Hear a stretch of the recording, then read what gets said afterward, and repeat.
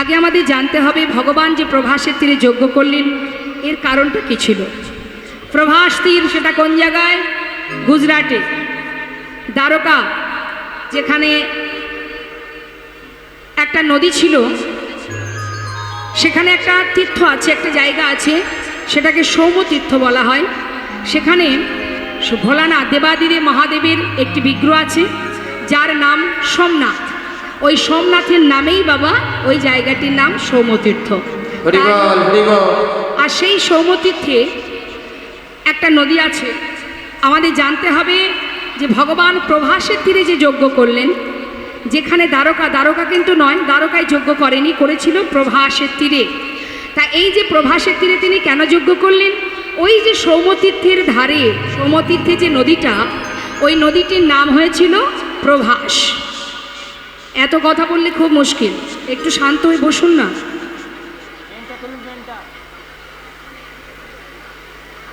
তা যাই হোক, আপনারা আপনাদের গল্প করুন, আমি আমার কথা বলি, আর কি করব। এখন ওই যে প্রভাস মানে সৌম্যতীর্থের ধারে তীরে যে নদীটা সৌম্যতীর্থতে, ওই নদীর নাম হয়েছিল প্রভাস। কেন হয়েছিল মা? শুনুন তাহলে। চন্দ্রদেবের 27টি স্ত্রী, তা সত্ত্বেও ভোলানাথ চন্দ্রদেব তার গুরুপত্নীর প্রতি আকৃষ্ট হয়। তখন গুরুদেব তাকে অভিশাপ করেন যে তোমার 27টি স্ত্রী থাকা সত্ত্বেও তুমি যে আমার স্ত্রীর প্রতি দৃষ্টি দিলে, এর জন্য আমি তোমায় অভিশাপ দিলাম। তোমার যে 15-16 কলা, এক দিনে এক কলা ক্ষয় হতে হতে একদিন তুমি শেষ হয়ে যাবে। এই অভিশাপ দিল কে? গুরুদেব। অভিশাপ পেয়ে এবার কিন্তু তার শিষ্য অর্থাৎ চন্দ্রদেব একদিনে এক কলা ক্ষয় হতে শুরু হলো। এদিকে কি হলো? যখন তার একটি কলা বেঁচে আছে, তখন তার 27টি স্ত্রী দল বেঁধে তারা সবাই গেল কোথায়? না, দেবাদিদেব মহাদেব ভোলানাথের কাছে। মহাদেব বসে আছেন কৈলাসে। এদিকে এই যে 27টি স্ত্রী আর ভোলানাথের যে সহধর্মিনী অর্থাৎ মা পার্বতী, তারা কিন্তু সম্পর্কে বোন হয়। তাহলে বোন যদি হয়, ভোলানাথ কি হবে? মন দিয়ে শুনলেই বোঝা যাবে। হ্যাঁ, মানে সম্পর্কে দিদির স্বামী মানে জামাইবাবু। হ্যাঁ, এখন 27টি স্ত্রী গিয়ে কৈলাসে গিয়ে চিৎকার করে ডাকছে, জামাইবাবু, ও জামাইবাবু।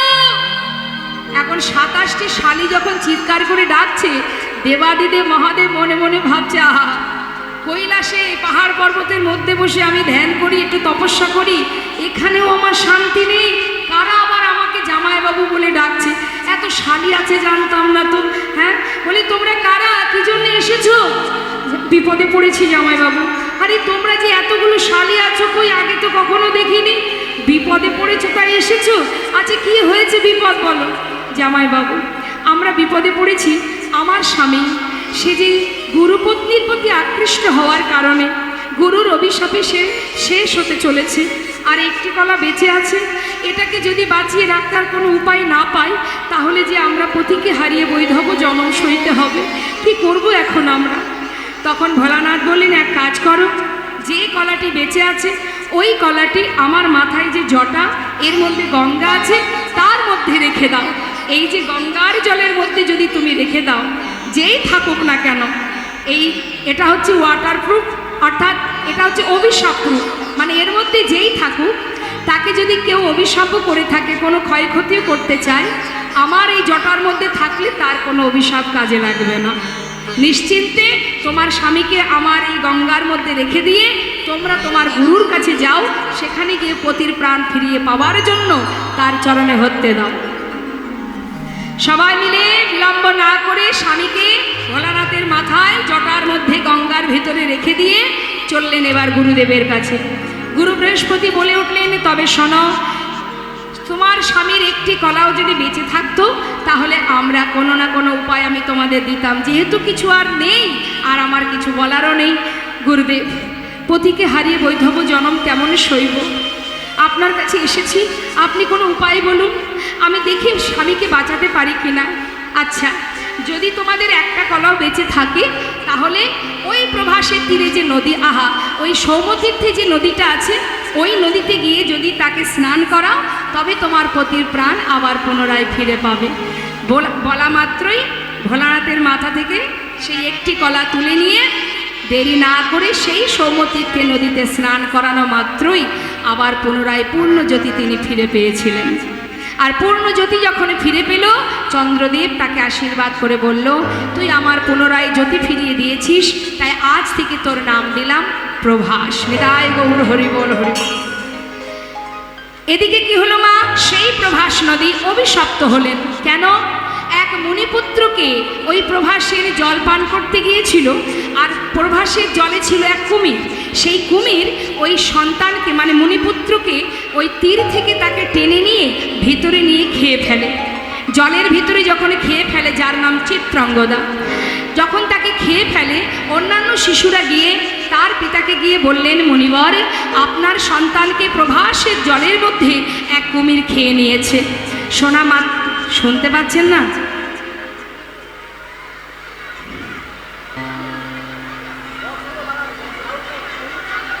হ্যালো, তুমি এক কাজ করো, সব ড্রাই করে দাও, দিয়ে সাউন্ড বাড়িয়ে দাও।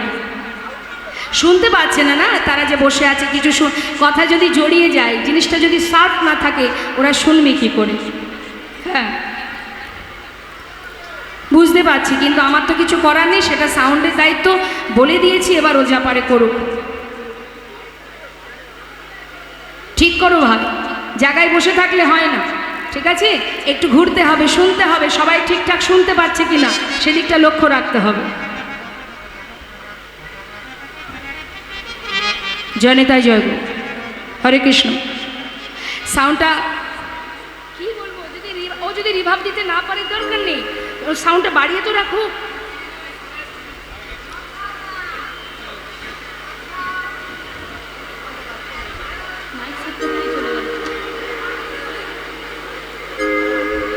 জয় নেতাই মা, একটু কিছু করার নেই, চেষ্টা করছে। আমরাই যদি সহযোগিতা না করি তাহলে ও বা করবে কি করে? ওকে একটু সহযোগিতা করুন, আস্তে আস্তে হবে, না হলে কিছু করার নেই। আমি তো গাইছি, আপনারা শুনছেন, আমারই কষ্ট হচ্ছে, তার আপনারা যদি শুনতে না পান কি বলবো? দেখুক, আস্তে আস্তে হবে, চেষ্টা করুন। বাবা ঠিক আছে, ঠিক আছে, ঠিক আছে। জয় নেতাই জয় গুরু, হরে কৃষ্ণ। আমি বিশেষ করে মায়েদের বলবো, যেহেতু সাউন্ডের একটু ডিস্টার্ব হচ্ছে, আপনারা যদি কথা বলেন তাহলে পাশে যদি কোনো ভক্ত একটু মন দিয়ে শুনতে চায়, শুনতে পারবে না। আপনারা যদি কথা বলেন, একটা কথা জানবেন, এটা কীর্তনের আসর, এটা গল্পের আসর নয়। তাই আপনাদের কাছে আমার নিবেদন, যদি মনে করেন যে গান শুনবেন না, কীর্তন শুনবেন না, চলে যান, কিন্তু এখানে বসে কথা বলবেন না, এখানে বসে কথা বলবেন না। পাশে কোনো ভক্ত বসলে তারও অসুবিধা। আপনাদের কাছে আমার বারবার নিবেদন, বিশেষ করে মায়েদের বলছি আমি, কথা বলবেন না, কাউকে বিঘ্ন ঘটাবেন না, এতে আপনারই অপরাধ হবে। কথা বলবেন না, এদিক ওদিকে কিচ্ছু দেখার দরকার নেই। যে জন্যে আসা সেই দিকে একটু মন রাখুন, আপনারই মঙ্গল হবে, আমার কিছু হবে না। তো বাবা কি হলো দেখুন, যখনই মুনিবর জানতে পারলেন যে তার পুত্রকে ওই প্রভাস নদীর কুমির খেয়ে নিয়েছে, শোনা মাত্রই সেই প্রভাসের তীরে এসে তিনি অভিশাপ দিলেন। কি অভিশাপ দিলেন? রে প্রভাস, তুই যখন আমার পুত্রকে হরণ করেছিস, আমার পুত্রকে তুই মেরে ফেলেছিস, আমি তোকে অভিশাপ দিলাম। এর কারণে আমি তোকে অভিশাপ দিলাম, তোর বক্ষের জল সবই শুকিয়ে যাবে।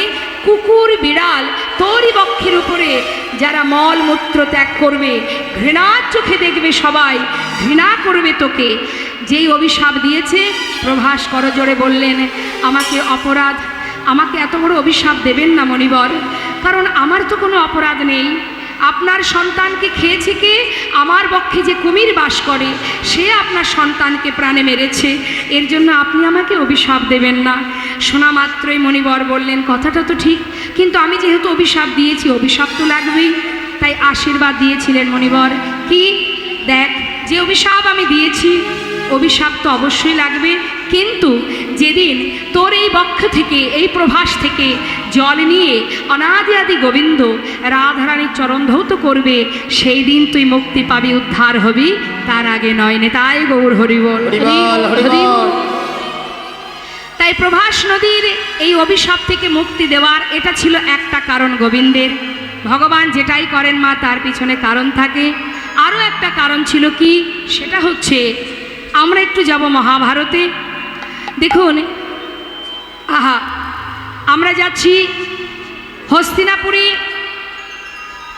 ভগবান কৃষ্ণচন্দ্র যেদিন কুরুক্ষেত্রের যুদ্ধের পর হস্তিনাপুরে রাজা হয়েছিল ধর্মরাজ যুধিষ্ঠির, রাজা হবার পর ভগবান কৃষ্ণচন্দ্র রথের উপরে উঠে কুন্তী পিসিমাকে ডেকে বলছে, পিসিমা, এতদিন এত কষ্ট, এত দুঃখ, এত যন্ত্রণা ভোগ করেছ, আজ তোমার ছেলে হস্তিনাপুরের রাজা, তুমি রাজমাতা, তাই পিসিমা এবার আমাকে বিদায় দাও, এবার আমি যাই, কারণ তোমার তো সমস্ত দুঃখ দূর হয়েছে, আর তো কোনো কষ্ট নেই, তো এবার আমাকে বিদায় দাও, আমি চলে যাই।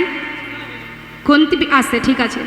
কুন্তী পিসিমা মনে মনে চিন্তা করছেন যে কৃষ্ণ যখনই আমাকে ছেড়ে ঘরে যায়, যাবার সময় বলে, পিসিমা আমি আসি, আজ বলছি আমি যাই, তার মানে কি যাই কথার অর্থ কি? দেখবেন বাড়ির বাচ্চারা যদি বাইরে যাবার সময় মুখ দিয়ে বলে ফেলে, মা আমি যাই, মা বলে, বাবা যাই বলতে নেই, বল আসি, অর্থাৎ চলে যাওয়া মানে যাওয়া, অর্থাৎ সে আর আসবে না। কুন্তী পিসিমা মনে মনে ভাবছে, তবে কি কৃষ্ণ আর কখনো আসবে না? তাই কি সে বলছে আমি যাই, দাঁড়িয়ে আছে।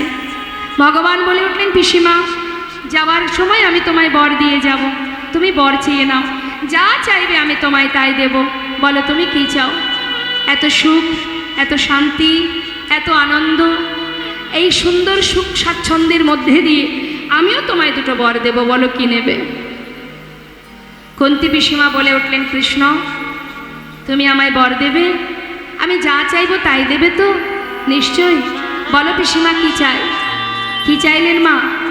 সারা জীবনে যে কষ্ট পেল, বনে বনে জঙ্গলে জঙ্গলে কাটালো, সন্তানদের নিয়ে এতটুকু সুখ যে পেল না, আজ তার ছেলে হস্তিনাপুরের রাজা, আবারও সেই পুনরায় সেই কুন্তী পিসিমা কৃষ্ণের কাছে বলে উঠল, কৃষ্ণ যদি তুমি বর দিতে চাও এই বরই দিয়ে যাও, এতদিন দুঃখ ছিল, যন্ত্রণা ছিল, কষ্ট ছিল, তাই তুমি আমার সঙ্গে ছিলে, আজ যেই সুখের নাগাল পেলাম তুমি আমাদের ছেড়ে চলে যাচ্ছ,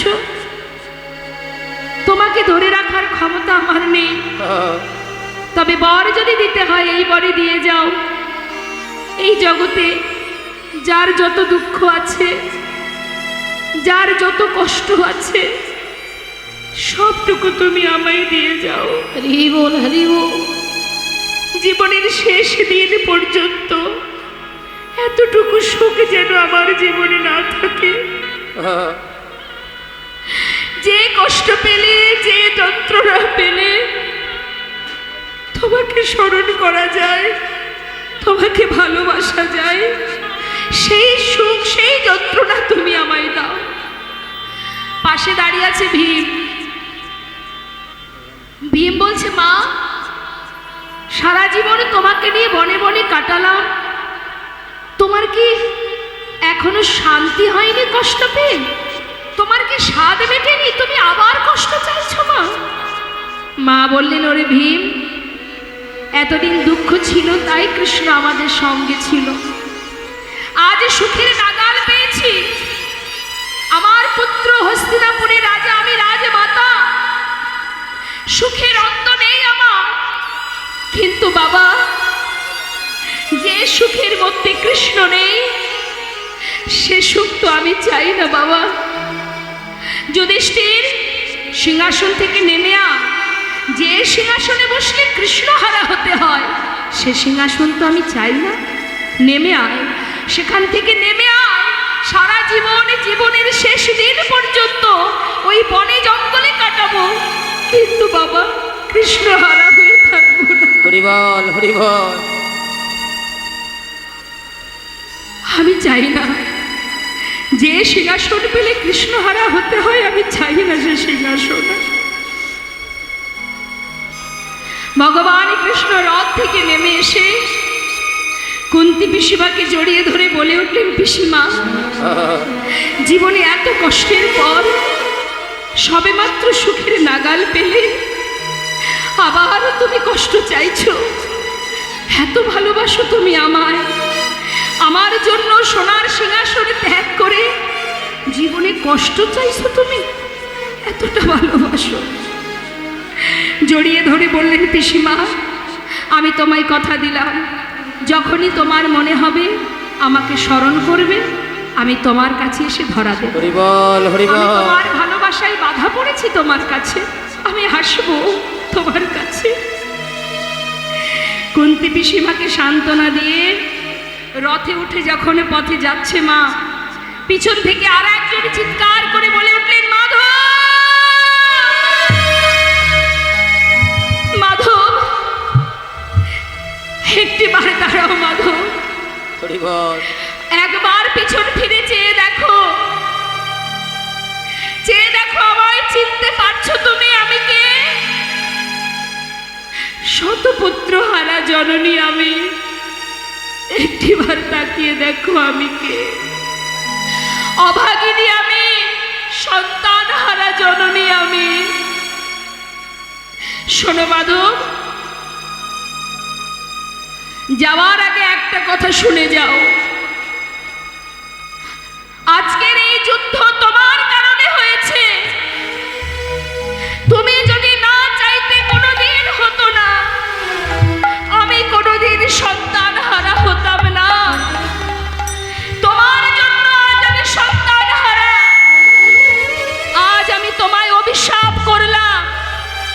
শোনো, শোনো মাধব, যেমন তুমি আমার কুরুবংশ ধ্বংস করে দিয়েছো, একটা দ্বীপও বাঁচিয়ে রাখনি, আমিও তোমায় অভিশাপ দিলাম, তোমার যদুবংশ ধ্বংস হয়ে যাবে, বংশে বাতি দেওয়ার একটা দ্বীপও বেঁচে থাকবে না। আরো অভিশাপ দিলাম তোমায়, তোমার মৃত্যু হবে একটা ব্যাধের হাতে, তার হাতে তুমি ভূমিতে পতিত হবে।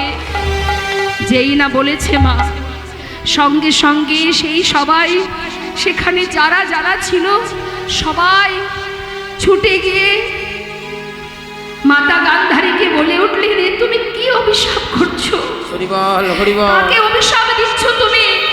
ফিরিয়ে নাও, ফিরিয়ে নাও, তুমি এ অভিশাপ করো না। মাতা গান্ধারী কৃষ্ণকে জড়িয়ে ধরে বলছে, মাধব, আমার যে কিছু করার নেই, আমি যে আর পারছি না, সন্তান হারা পাগলিনীর ন্যায় আমি কি বলতে কি বলেছি, তুমি আমার ক্ষমা করো মাধব। ভগবান বলে উঠলেন, শান্ত হও তোমরা, মাকে বাধা দিও না, সে যে মা, একটা দুটো সন্তান নয়, শতপুত্র হারিয়েছে সে। তাই আজ আমি এখানেই দাঁড়িয়ে তোমাদেরকে বলি, শোনো, কুরুক্ষেত্রের মাঠে এই যুদ্ধে জয়ী হয়ে জয়ের আনন্দ যেমন আমি ভোগ করেছি, তেমন যারা আমাদের ছেড়ে চলে গেছে সেই পরাজয়ের কষ্টটাও আমি ভোগ করতে চাই। সমস্ত মায়ের আশীর্বাদ যেমন আমি মাথায় নিয়েছি, তেমন প্রত্যেকটি সন্তান হারা স্বামী হারা মায়ের অভিশাপ, সেটাও আমি মাথায় নিতে চাই। মা, তোমার কথাই সত্য হবে, আমি কথা দিচ্ছি, তোমার এই অভিশাপ আমার জীবনে আশীর্বাদ, আমি মাথায় করে নিলাম, তুমি যা বলেছ তাই হবে। এই ছিল কারণ মা। 56 কোটি যদুবংশ ধ্বংস হয়েছিল ওই প্রভাসের তীরে। কিভাবে হয়েছিল আবারও শুনুন। এই 56 কোটি যদুবংশ যখন বড় হয় মা, এই সন্তানেরা বড় হবার পর তাদের মধ্যে একটি সন্তান ছিল মেয়েদের মতো দেখতে, যার নাম ভগবানের পুত্র, যার নাম শাম্ভ। এই শাম্ভ দেখতে অনেকটা মেয়েদের মতো বলে তাকে সুন্দর করে কাপড় পরিয়ে তার পেটের উপরে একটা কড়া বেঁধে নিয়ে গেছে বনের ভেতরে। বনে কারা থাকে? জঙ্গলে সাধুমণি ঋষিরা ধ্যান তপস্যা করে। এমনই তারা এই 56 কোটি যদুবংশ ভগবানের সন্তান, তারা এমনই বড় হবার মাত্রই যখন তারা পরিপূর্ণ যৌবন বয়স, তখন তারা ধরাকে সরাজ্ঞান করতে শুরু করলো। মুনিদের কাছে গিয়ে বলে উঠলেন, এই যে মুনিবা, যুগ যুগ ধরে সাধনা করছো, বলি এর গর্ভে কি আছে একটু বলতে পারবে? মনেরা তো সবই বুঝতে পারছে মা, বারবার বলছে বালক তোমরা চলে যাও, আমাদের এই আমরা যে বসে বসে ধ্যান তপস্যা করছি আমাদের সেবা কাজে বাধা দিও না। বারবার বলছি কিন্তু কিছুতেই সেখান থেকে যাচ্ছে না। কেন বলতে পারছো না? কেমন সাধনা তোমাদের যে এর পেটে কে আছে বলতে পারছো না? বারবার যখন উপেক্ষা করছে তখন সেই মণি রেগে গিয়ে বলে উঠলেন, তবে শোন বালক, তোরা যাকে আমার কাছে এনেছিস এর গর্ভে যে জন্মগ্রহণ করবে তার হাত দিয়ে তোদের এই 56 কোটি যদুবংশ ধ্বংস হয়ে যাবে। শোনা মাত্রই ছুটতে ছুটতে তারা ঘরে ফিরে গেল। এই যে পেটের উপরে কড়াটা বেঁধেছিল মা, সেটা ফাল হয়ে প্রসব হলো। আর যেই না ফাল হয়ে প্রসব হলো, সেই ফালটা নিয়ে গোবিন্দের কাছে গেলেন, গিয়ে বললেন এটা দিয়ে কি হবে? আমরা যে বিপদে পড়েছি, পিতা বলে দাও আমরা কি করব? ভগবান কৃষ্ণচন্দ্র বললেন এক কাজ করো। ফালটা দেখেই বুঝতে পেরেছে গোবিন্দ এবার প্রভাসের তীরে যজ্ঞ করার উপযুক্ত সময়। বললেন শোনো, তোমরা সবাই প্রভাসের তীরে যাও, সেখানে পাথরে এই ফালটাকে ঘষে ঘষে এটাকে শেষ করে দাও। বলা মাত্রই সবাই মিলে সেই ফালটাকে নিয়ে প্রভাসের তীরে গিয়ে ওই পাথরের উপরে যখন ঘষছে মা, যত ঘষছে তত ফেনা বাহির হচ্ছে, আর সেই ফেনাগুলো নদীর ধার বরাবর যাচ্ছে। আর যখনই ধার বরাবর যাচ্ছে সেখান থেকে নল খাগড়ার গাছ তৈরি হচ্ছে। নিতাই গৌর হরি। আর ঘষতে ঘষতে যখন আর এতটুকু বাকি আছে, চিন্তা করছি এটা দিয়ে আর কী বা আমাদের ক্ষতি করবে, তাড়াতাড়ি করে সেটাকে নিয়ে জলে ফেলে দিলেন। আর যেই না ফেলে দিয়েছে, সেই প্রভাসের জলে ছিল এক মাছ, যার নাম রাঘব বোয়াল। রাঘব বোয়াল সেই ফালটা গিলে খেয়ে ফেলেছে। এদিকে ধীবরেরা মাছ ধরতে গিয়ে সেই মাছটাকে জাল দিয়ে তুলেছে। তোলা মাত্রই যেই না কর্তন করেছে মা, তার পেটের মধ্যে সেই ফালটা পেয়েছে। আর ধীবরেরা এই ফাল দিয়ে কী করবে? তারা কি করেছে, হাতে করে নিয়ে আবর্জনার মধ্যে, মানে বাগানের মধ্যে বনের ভিতরে ছুঁড়ে ফেলে দিয়েছে। আর পেয়েছে কে সেটা? ওই ফালটা পেয়েছে জরা নামের এক ব্যাধ। নিতাই গৌর হরিব। এই ব্যাধ, এই যে জরা, এই আবার কে? রাম অবতারে মা সীতাকে উদ্ধার করার জন্য প্রভু রামচন্দ্র যখন বিনা যুদ্ধে বালিকে হত্যা করেছিল মা, সেই যে তার পুত্র অঙ্গদ, ও তো জানতো না যে আমার পিতাকে কে হত্যা করেছে। কিন্তু প্রভু রামচন্দ্র একদিন অঙ্গদের সেবায় সন্তুষ্ট হয়ে প্রভু রামচন্দ্র বলেছিল, অঙ্গদ আমি তোমার সেবায় সন্তুষ্ট, তুমি আমার কাছে বর চেয়ে নাও।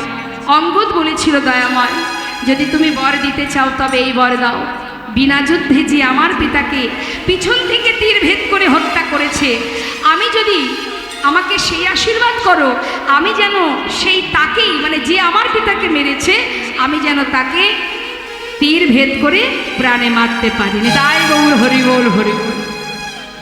কিন্তু সে কে ছিল মা? করুণাময় আমার ভগবান। হ্যাঁ, প্রভু রামচন্দ্র বললেন আশীর্বাদ করো প্রভু, যে আমার পিতাকে মেরেছে আমিও তাকে প্রাণে মারতে চাই। ভগবান বললেন তথাস্তু তাই হবে। নিতাই গৌর হরিবোল। সেই অঙ্গদই কিন্তু দাপর যুগের জরা নামের ব্যাধ। বনে পাখি ধরে, হঠাৎ সেই ফালটা পেয়ে মনে মনে ভাবছে, বাহ এটা দিয়ে তো ভালো পাখি মারা যাবে। সে তীরের আগায় ফালটা বেঁধে রেখেছে। প্রভু রামচন্দ্র, ভগবান কৃষ্ণচন্দ্র প্রভাসে যজ্ঞ করবার পর তিনি ওই বনের ভেতরে নিম্ন বৃক্ষের ডালে বসেছিলেন, তার চরণ দুল ছিল নিচে। মাছরাঙা পাখি ভেবে ওই ব্যাগ যখন তীর ভেদ করে, তখনই ভগবান ভূমিতে পতিত হয়। আর ওই যে নলখাগড়ার গাছ, 56 কোটি যদুবংশ, তারা ওই প্রভাস নদীর তীরে, প্রথমত ওদের মধ্যে হবে কথা কাটাকাটি, তারপরে কথা কাটাকাটি হতে হতে হবে হাতাহাতি, মানে মারামারি বাঁধবে। যখনই হাতাহাতি হবে, হাতের কাছে যা পাবে তাই দিয়ে আঘাত করবে। কি পাবে প্রভাসের তীরে? ওই নলখাগড়ার গাছ। ওই নলখাগড়ার গাছ নিয়ে যে যখন যাকে আঘাত করবে, সঙ্গে সঙ্গে সে ভূমিতে পতিত হবে। এইভাবে 56 কোটি যদুবংশ ধ্বংস হয়ে যাবে। তাই গৌর হরিবোল হরিবোল। সব কিছু সিদ্ধান্ত করে এবার করুণাময় গোবিন্দ আমার তিনি লীলায় প্রবেশ করলেন। এদিকে হলো কি মা, তিনি তো চলে গেলেন দ্বারকাতে, আর এদিকে শ্রীমতী রাধারানী বৃন্দাবনের কি অবস্থা দেখুন। একটু মন দিতে হবে পদাবলিতে। রাধারানী আমার তিনি প্রাণবধূ চলে গেলেন দ্বারকায়। বালির উপরে, মাটির উপরে চোখের জলে মাটিটাকে ভিজিয়ে তার উপরে প্রাণবধূর চিত্র অঙ্কন করছে, ছবি আঁকছে মা। কিভাবে আঁকছে মন দিয়ে শোনো কি বলছে। কৃষ্ণ কৃষ্ণ বলি আজি কাঁদে বাহু তুলি, মরমে দারুণ ব্যথা গো সখী রে।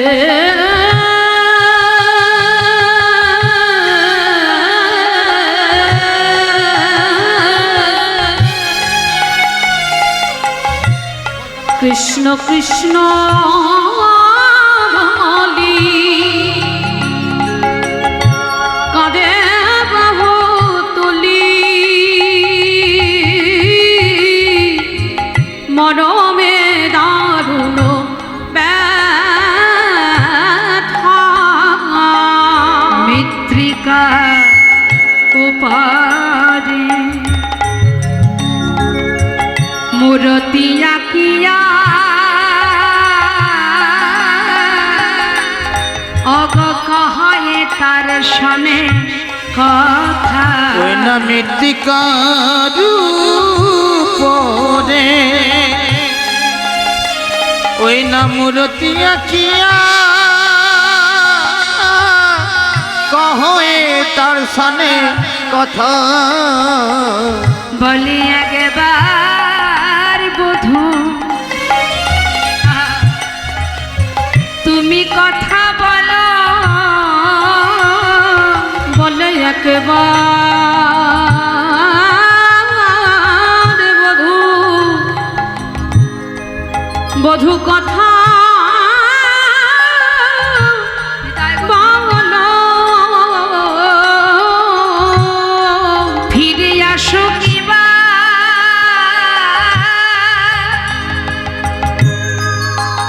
বধূ গো।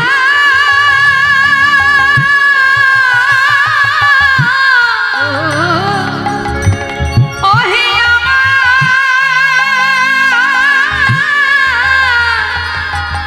আমার পরাণ বধূ,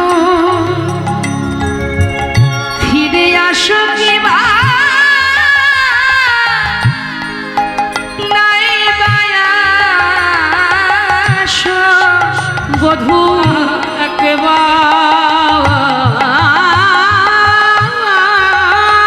বধূ বধূ কথা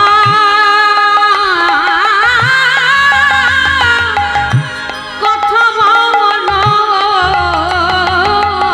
ফিরে আসো কিবা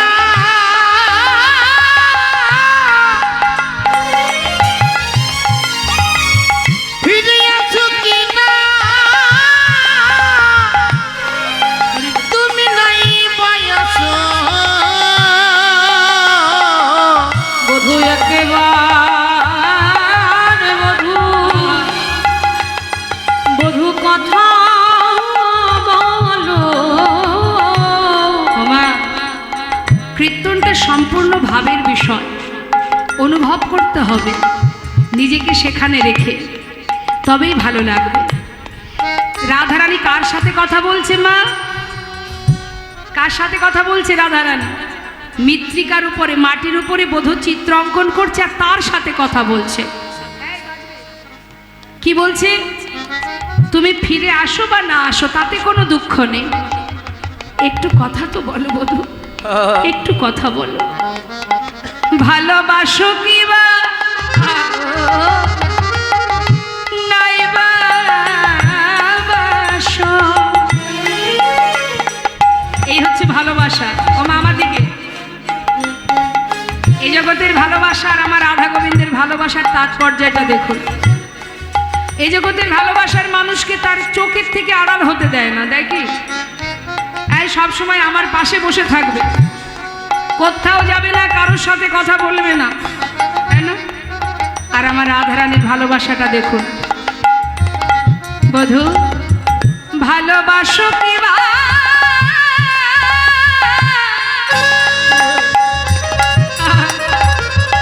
নাই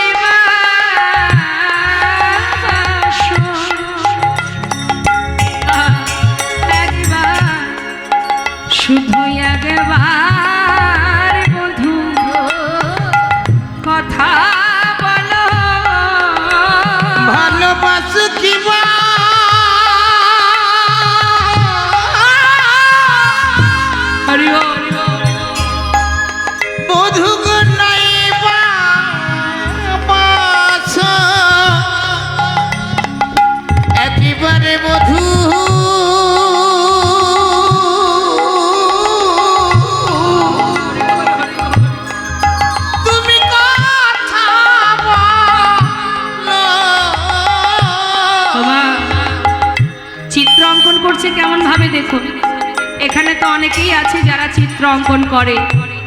কিভাবে আঁকছে রাধারানী? আঁকিয়া সে কটি পরাই ঘটি, কত না যতন করি। ও গো প্রেমময়ী রাধে রাধে রাধে, তার প্রাণনাথের ছবি অঙ্কন করে। হরিবল হরিবল। ও গো রাধে গো, তার প্রাণনাথে ছবি অঙ্কন করে। ও গো রাধে রাধে গো, আহা আঁকিয়া সে কটি, ওমা কোটি মানে পড়াইয়া ঘটি, কত না যতন করি। নাভি সরোবর আকিল পরে পা, কত না যতন করে। নাভি সরোবর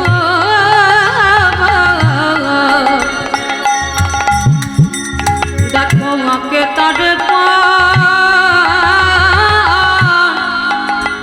আহ কত না যতন করি। হরিবল হরিবল। সখীরা বলছে, আয় রায় রায়, কিরে তোর কি মাথা খারাপ হয়ে গেল?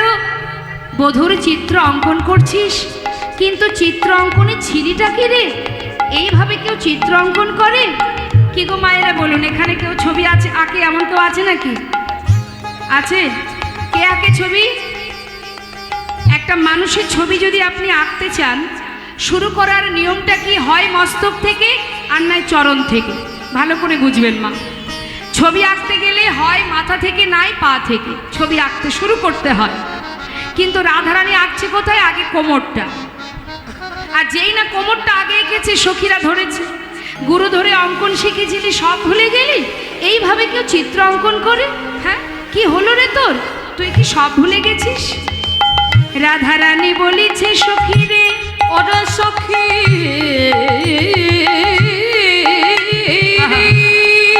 না আমি অঙ্কন ভুলি না, আমি অঙ্কন ভুলি না। আমি কেন এঁকেছি জানিস? যদি আগে আমি তারে বদন আঁকি, তারে বদন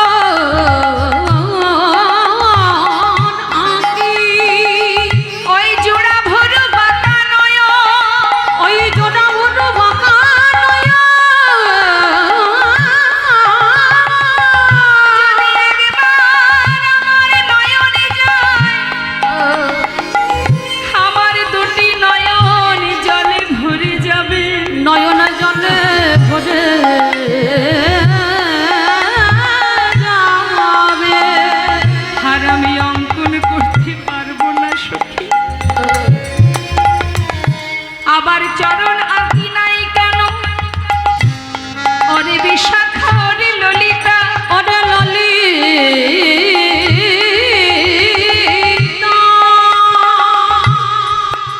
এই বৃন্দাবনে আমার বধূ আমায় ছেড়ে চলে গেছে, আমায় ছেড়ে চলে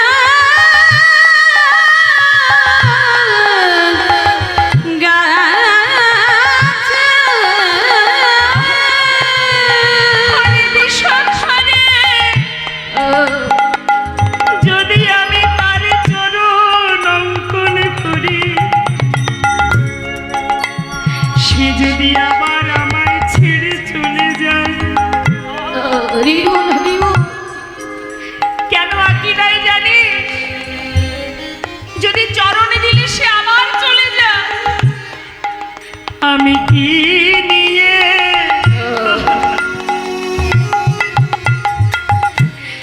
এই ব্রজে রইব? বলে ওরে আমার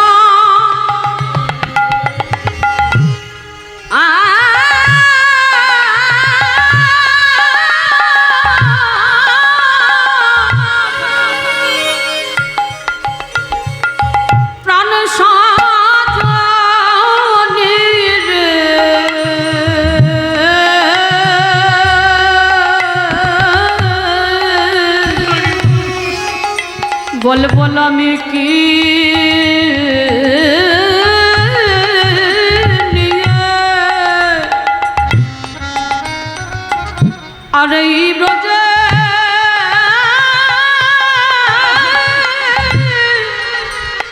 ব্রজে রইব চরণ দিলে যদি চরণ দিলে যদি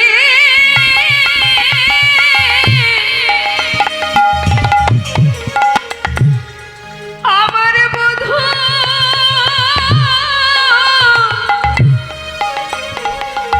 আবার চলে যায় সখী। বলে আমি কি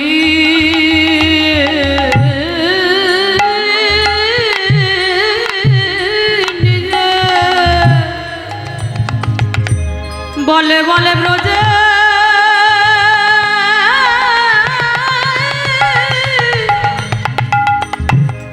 ব্রজে থাকবো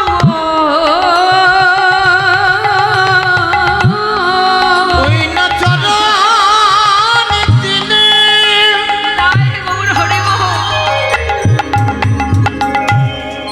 সখিরা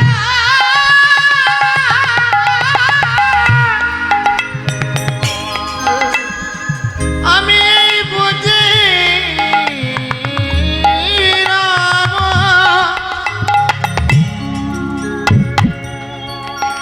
আমি কিনিয়ে এই বুঝি রহি সখী, সেই জন্য তো আমি চরণ আঁকি নাই, যদি আবার আমায় ছেড়ে চলে যায়। বাবা সখীরা বলে উঠলে রাধে রাধে জয় রাধে রাধে। তোর মতো এমন ভজন কে জানে বলে, হ্যাঁ?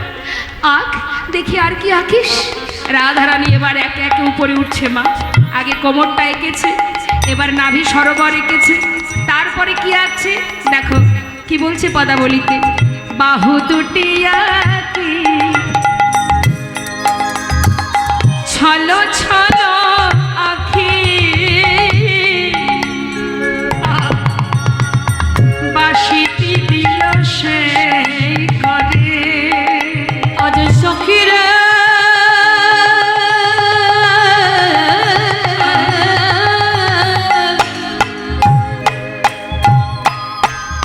বাহু দুটি আঁকি আহা ছন্ন ছন্ন আঁকি এবারে বাঁশিটি দিল যে হাতে ও মা। আজ রাধারানী আমার দুটি হাত এঁকে তার উপরে বাঁশি অঙ্কন করেছে। বাঁশিটা এঁকে দিয়ে কি বলছে, অবধূ একবার তেমনি করে বাজাও বাঁশি। একবার তেমনি করে হরি বল হরি বল। বাজাও শুনি বলে আগে যাব ও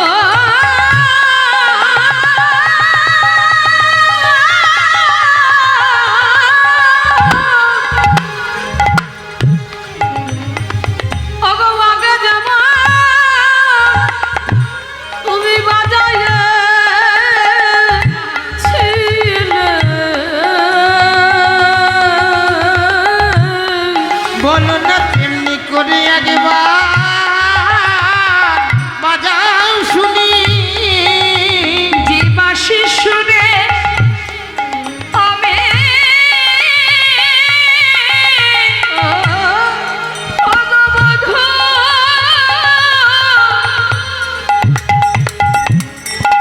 আমি পাগলিনী। ওগো বধূ গো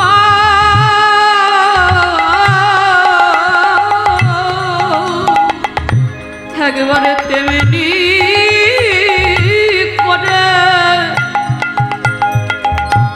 বাঁশি বাজা শুনি কণ্ঠ কুম্ভ কিবা অনুপম শোভা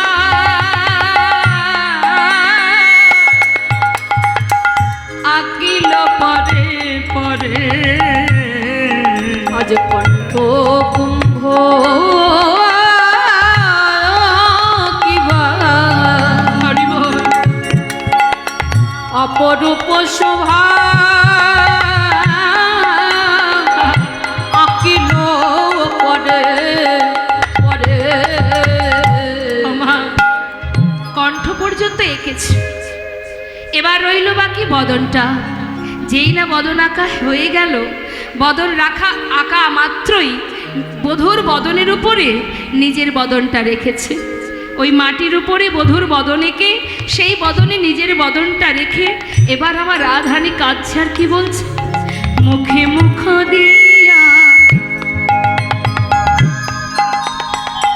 কাঁদিয়া কাঁদিয়া কহায় তার সনে কথা। ওই না মুখ মুখ দিয়া, ওই না কাঁদিয়া কাঁদিয়া, ওই না কহয়ে তার সনে কথা। কহে যদুনা ওহে প্রাণনা, একবার দেখো হে রাধার ব্যথা। ওই না কহে যদুনা, ওহে প্রাণনা, দেখো না রাধার ব্যথা। তুমি একবার সে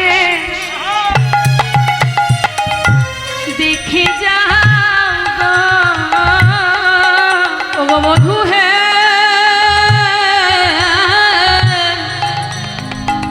তুমি একবার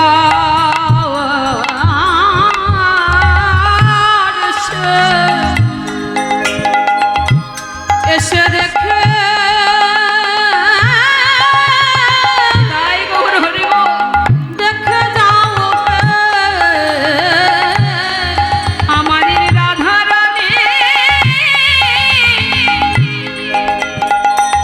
সে কেমন আছে, বলে একেবার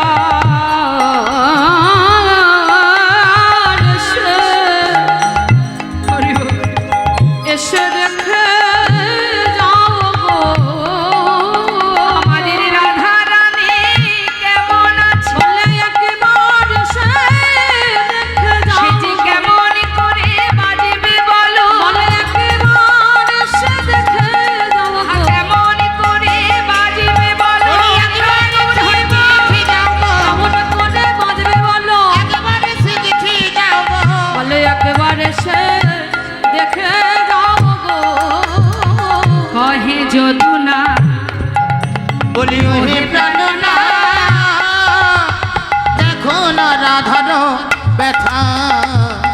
বৃন্দাবনের এহানো অবস্থা মা, সবাই শোকে আহত হয়ে সকলে মিলে বিরহের তাপে জর্জরিত। এদিকে দেবর্ষি নারদ হঠাৎ মনে মনে ভাবছে, বহুদিন হলো সাধুসঙ্গ করিনি, যাই একবার বৃন্দাবনে যাই, গিয়ে একটু সাধুসঙ্গ বৈষ্ণব সঙ্গ করে আসি। মনের আনন্দ ধরছে না, দেবর্ষি নারদ যাচ্ছে। তার বাহন কি মা?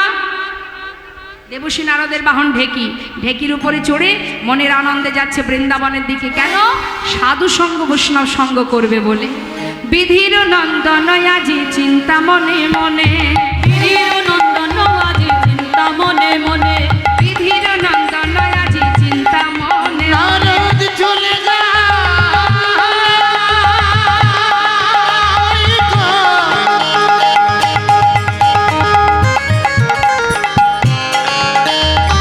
ওই বৃন্দাবনের পথে।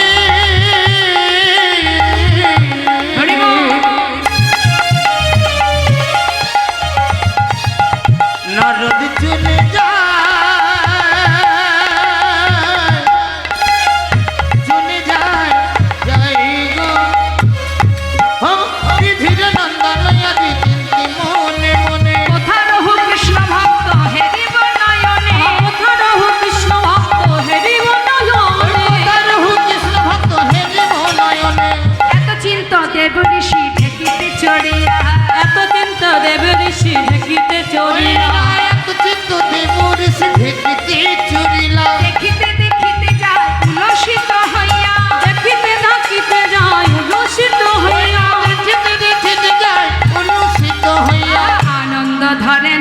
আনন্দ ধরে না, আনন্দ ধরে না আনন্দ ধরে না। সাধু সঙ্গ করবে বলে আনন্দ ধরে না, আজ সাধু সঙ্গ করবে বলে আনন্দ ধরে আজ না, ভক্ত সঙ্গ করবে বলে আনন্দ ধরে না।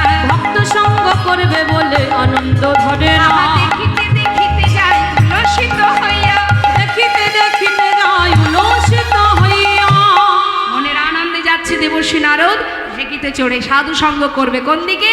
বৃন্দাবনের দিকে। যখনই বৃন্দাবনের কাছাকাছি এসেছে মা, বৃন্দাবন থেকে বিরহের তাপ এসে দেবর্ষী নারদের অঙ্গে লেগেছে। আর যেই না তাপ লেগেছে, দেবর্ষী নারদ চারিদিকে তাকিয়ে দেখছে কোথা থেকে আসছে এই তাপটা, এত তাপ কিসে? হরি বল। দেবর্ষী নারদ যাচ্ছে, তপ্তদর্শী দেবী ঋষি চারি পানে চা, তত্ত্বদর্শী দেবী ঋষি চারি পানে ওই যায়। নাটক করেছি দেবুর সে চারি পানে চায় কোথা হতে তাপ আসি লাগে মোর গায়, কোথা হতে তাপ আসি লাগে মনে গায়। চারিদিকে তাকিয়ে তাকিয়ে দেখছে কোথা থেকে আসছে তাপ।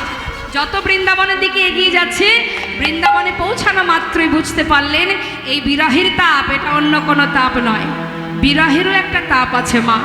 গোটা বৃন্দাবনবাসী কৃষ্ণহারা হয়ে সবাই কাঁদছে, আর এই বিরহের তাপে জর্জরিত হয়ে দেবর্ষী নারদ স্থির করলেন, হে প্রভু, তুমি গোটা বৃন্দাবনবাসীকে কাঁদিয়ে দ্বারকায় গিয়ে রাজা হয়ে বসে আছো তুমি। বেশ, আমার নাম দেবর্ষী নারদ।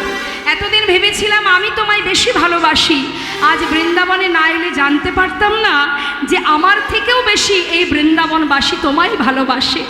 আর তুমি তাদেরকে কাঁদিয়ে বেশ রাজা হয়ে তো দ্বারকায় বসে আছো। তবে দেখো প্রভু, আজ তোমাকে উচিত শিক্ষা আমি দেব। সবাই বলে আমি গণ্ডগোলের গোসাই, তার মানে কি? দেখবেন বাড়িতে বাড়িতে ঝগড়া হলে সবাই কি বলে? নারদ, মানে আরো বেড়ে যায়, তাই না? মানে কি, ঝগড়া হলেই নারদের ঘাড়ে চাপা পড়ে যে কি না নারদ নারদ, সবাই বলে নারদের জন্য গণ্ডগোল। তাহলে আমি যখন গণ্ডগোলের গোসাই, আজ তোমার একদিন আমার একদিন, হে প্রভু, আমিও দেখি তুমি কি করে সবাইকে কষ্ট দিয়ে, সবাইকে যন্ত্রণা দিয়ে নিজে কত সুখে আছো, কেমনভাবে রাজা হয়ে বসে আছো। বিলম্ব না করে দেবর্ষী নারদ বৃন্দাবন ত্যাগ করে এবার যাচ্ছে দ্বারকায়। তো যাবার কালে কি করেছে? নিজের হাতের যে বীণাটা আছে মা, যে সর্বদাই প্রভুর নাম জপ করে, বলে উঠলেন, রে বীণা, আজ থেকে প্রভুর নাম আর গাইবি না, আজ থেকে তুই নাম করবি রাধা নাম। দ্বারকাবাসী কিন্তু রাধা নাম জানে না মা, রাধাকে কেউ জানে না দ্বারকায়। দেবর্ষী নারদ কি করলেন? বীণাতে রাধা নাম গাইতে গাইতে গেলেন। কেন? গোবিন্দকে বশ করতে গেলে একমাত্র রাধাই পারবেন, তাই গৌর হরি বল। তাই বিলম্ব না করে যাচ্ছে। আর বীণাকে কি বলছে? রে বীণা, বলো বলো যন্ত্র রাধা নামে মন্ত্র, বলো বলো যন্ত্র রাধা নাম মন্ত্র, বলো বলো যন্ত্র রাধা নামে মন্ত্র, দান ব্রত ব্রত পূজা কিছু নাহি বলো বলো রাধা নামে মন্ত্র বলো বলো যন্ত্র রাধা নাম মন্ত্র, ওই না যাবে যজ্ঞ বত পূজা কিছু নাহি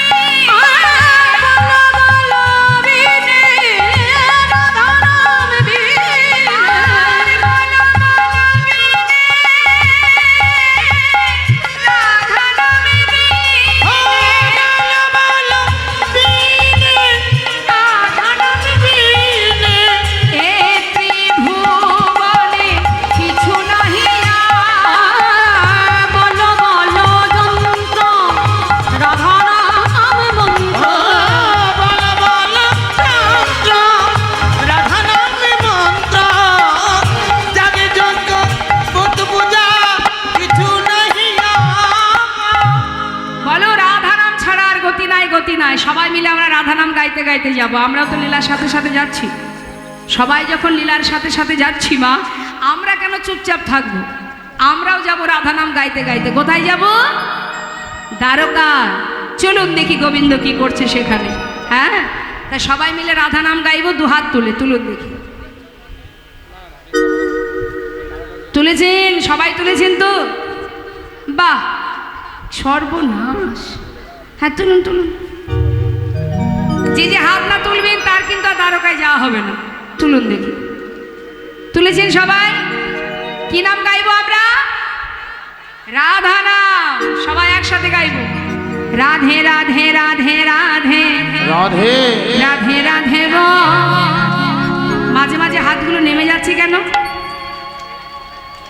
রাধে রাধে রাধে রাধে রাধে রাধে বল, বলো রাধে রাধে রাধে রাধে রাধে রাধে বোন, রাধে রাধে রাধে রাধে রাধে রাধে বলো রাধে রাধে রাধে রাধে রাধে রাধে বো রাধে রাধে রাধে রাধে রাধে রাধে বো ও রাধে রাধে রাধে রাধে রাধে রাধে বো রাধে রাধে রাধে রাধে রাধে রাধে বো ও রাধে রাধে রাধে রাধে রাধে রাধে বোন, রাধে রাধে রাধে রাধে রাধে রাধে বলো রাধে রাধে রাধে রাধে রাধে রাধে বো রাধে রাধে রাধে রাধে রাধে রাধে বো বৃন্দাবন কি জোরে জোরে একেবারে আমাদের এখানে যে সুরযন্ত্র আছে তার সঙ্গে যেন মিলে যায়। আস্তে আস্তে বললে মিলবে না, হ্যাঁ, স্কেলের সঙ্গে মেলাতে হবে। দেখি কণ্ঠস্বর যার যতটুকু দিয়েছেন গোবিন্দ, উচ্চস্বরে গোবিন্দ সেবায় সবাই মিলে একটু ডুবে যান। হাত তুলে, হাত না তুললে মনে জোর আসবে না। হ্যাঁ, বৃন্দাবন কি, বাপরে বাপ, আরো জোর হবে মনে হচ্ছে। বৃন্দাবন কি, যমুনা মাই কি, রাধা কুণ্ড কি, শ্যাম কুণ্ড কি, গোবিন্দ কুণ্ড কি, বিলাস বন কি, মধুবন কি, মধুবন কি, ঋষি ঘাট কি, বংশী বট কি, মোহন বন কি, মাধবী বন কি, লৌহ বন কি, তাম্র বন কি, আমার বন কি, মধুবন কি, आगे पीछे दाहिने बाएं बोल बोल में ऊपर नीचे बोलो राधे राधे राधे राधे राधे राधे बोल राधे राधे राधे राधे राधे राधे राधे राधे राधे राधे राधे राधे बो राधे राधे राधे राधे राधे राधे बो राधे राधे राधे राधे राधे राधे बोल, राधे राधे राधे राधे राधे राधे बोल, राधे राधे राधे राधे राधे राधे बोल राधे राधे ओ राधे राधे राधे राधे राधे राधे बोल, राधे राधे राधे राधे राधे राधे बोल। রাধে রাধে রাধে। দ্বারকার পথে পথে শুধু রাধা নাম প্রতিধ্বনি শুনছে, আর শোনা মাত্রই যিনি বসে আছেন রাজা হয়ে, অনাদি আদি গোবিন্দ, বহুদিন পর রাধা নাম শ্রবণ করা মাত্রই ছুটতে ছুটতে সিংহাসন পরিত্যাগ করে সিংহদ্বারে এসে দাঁড়ালেন। চিৎকার করে বলে উঠলেন, হরি কৃষ্ণ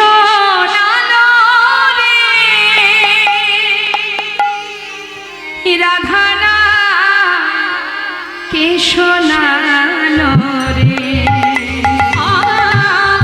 কে শোনালো রে, রাধা নাম কে শোনালো রে, এই রাধানা কে শোনালো রে, কে শোনালো রে, রাধা নাম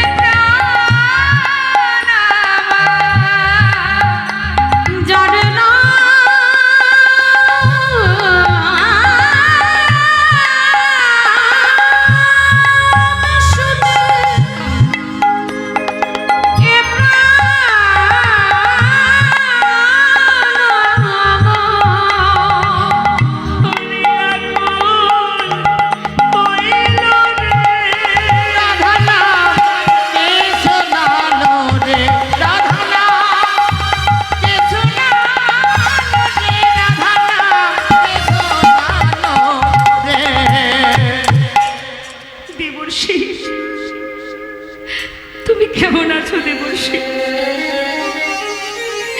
দেবর্ষী, তুমি কি বৃন্দাবন থেকে আসছো? বৃন্দাবনবাসী কেমন আছে দেবর্ষী? এসো, ভেতরে এসো। দেবর্ষী নারদকে ভেতরে নিয়ে গিয়ে আসন পেতে বসতে দিয়েছে। অপূর্ব সেই শোভা দর্শন করে দেবর্ষী নারদ গোবিন্দের দিকে তাকিয়ে কাঁদছে আর বলছে, হে গোবিন্দ, হে মহারাজ, আজ যে আপনাকে দেখে আমার বড় কষ্ট হচ্ছে। কেন? হ্যাঁ, আমার বৃন্দাবনবাসী কেমন আছে? তারা ভালো আছে, তারা অনেক ভালো আছে, কিন্তু তোমায় দেখে আমার বড় কান্না পাচ্ছে, বড় দুঃখ হচ্ছে। কেন দেবর্ষী? হ্যাঁ, আমাকে দেখে তোমার এমন হচ্ছে কেন? কি হয়েছে আমার? মহারাজ, কত মানুষকে কাঁদিয়ে, কত মানুষের অভিশাপ মাথায় করে নিয়ে আজও আপনি বসে আছেন মহারাজ। সবার অভিশাপ খণ্ডন করতে হবে যে যত যত অপরাধ করেছেন কুরুক্ষেত্রের মাঠে, কত মায়ের অভিশাপ, সবই যে আছে আপনার কাছে, আপনার মাথায়। মহারাজ, গোটা বৃন্দাবনবাসী আপনার জন্য কাঁদছে। কি অপরাধ করেছিল তারা? একটিবার বলবেন মহারাজ? হরিবল হরিবল। সবাইকে কাঁদিয়ে কি সুখে আছেন আপনি? সবাইকে কাঁদাচ্ছেন, সারা জনম ধরে চোখের জল পড়ছে তাদের, আর আপনি দিব্যি রাজা হয়ে বসে আছেন। অপরাধ খণ্ডন করুন মহারাজ, আর অপরাধ খণ্ডনের জন্য আমি আপনাকে বিধান দেব, আপনি যজ্ঞ করুন। গোবিন্দ বলেন, দেবর্ষী, আমার অপরাধ খণ্ডনের জন্য যদি যজ্ঞ করতে হয় আমার তাতে কোনো বাধা নেই, অবশ্যই আমি করব যজ্ঞ। কিন্তু যজ্ঞের নিয়ম কি, কিভাবে করতে হবে যদি সব কিছু আপনি বলে দেন। দেবর্ষী নারদ বলেন, তবে শুনে রাখো হে রাজন। বলি, শোনো, ত্রেতায় রামে রাজা ছিল, অশ্বমের যজ্ঞ কইল। তাই রামে রাজা ছিল, অশ্বমের যজ্ঞ ওই না কইল। তেরা, ওই না তেরা রাজা ছিল, অশ্বমের যজ্ঞ কইল। দানব্রত যজ্ঞ হবে এবে, আজ দানব্রত যজ্ঞ হবে এবে। দানব্রত যজ্ঞ হবে এবে। তোমার দানব্রত যজ্ঞ, এই যজ্ঞের নিয়ম কি শুনে রাখো মহারাজ। যে জন যা চাইবে হাসি মুখে দিতে হবে, যে জন যা চাইবে হাসি মুখে দিতে হবে। যা চাইবে হাসি মুখে দিতে হবে। দান করিতে হবে হাসি মুখে, দান করিতে হবে হাসি মুখে। হাসি মুখে। এই যে যা চাইবে হাসি মুখে দিতে হবে, কৃপণতা করা যাবে না। আমরা যদি বাড়িতে কোনো ধর্মীয় কাজ করি মা, মনে করুন বাড়িতে বৈষ্ণব সেবা হোক বা কোনো যজ্ঞ হোক, যেটাই আমরা করি না কেন, যজ্ঞ করতে গিয়ে বা বৈষ্ণব সেবা দিতে গিয়ে যদি মনে মনে ভাবি, না না এটা দেওয়ার দরকার নেই, ওটা দিয়ে দেব, ভালোটা থাক, দেখবেন অনেকে করে। ঠাকুরের জন্য যদি মন্দিরে বাজারে যায়, মনে করুন দুর্গা পুজো, কালী পূজা বা যজ্ঞের জন্য, অনেক ব্যক্তি, সবার ক্ষেত্রে বলবো না, অনেকেই আছে ফলের দোকানে গিয়ে বলে, এই যে দোকানদার ভাই, এই যে ফলগুলোর দাম কত? যদি বলে এটা বেশি এটা কম, সেগুলোই তো একটু বেকা, কানা, পোকা ইত্যাদি ইত্যাদি। আরে ঠিক আছে, ওগুলোই দিয়ে দাও না, কয়েক কিলো দিয়ে দাও, সবই তো ভগবানের সেবাই লাগবে। মানে বেকা, পোকা এইগুলো ভগবানের জন্য। আর নিজে যখন ফল কিনতে যাবে, এই যে দোকানদার দাদা, যেটা সব থেকে দামি ফল সেটা বের করুন তো, মিষ্টি হবে, সুন্দর হবে, সেটা যখন আমি খাবো তখন ভালোটা। আর ভগবানের জন্য টেরা, বেকা, পোকা অসুবিধা নেই, সবই তো ভগবানের লাগবে সেবায়, তাই না? তা মাগো, দান করা, যজ্ঞ করা, ব্রত করা, এর পিছনে কৃপণতা রাখলে হবে না।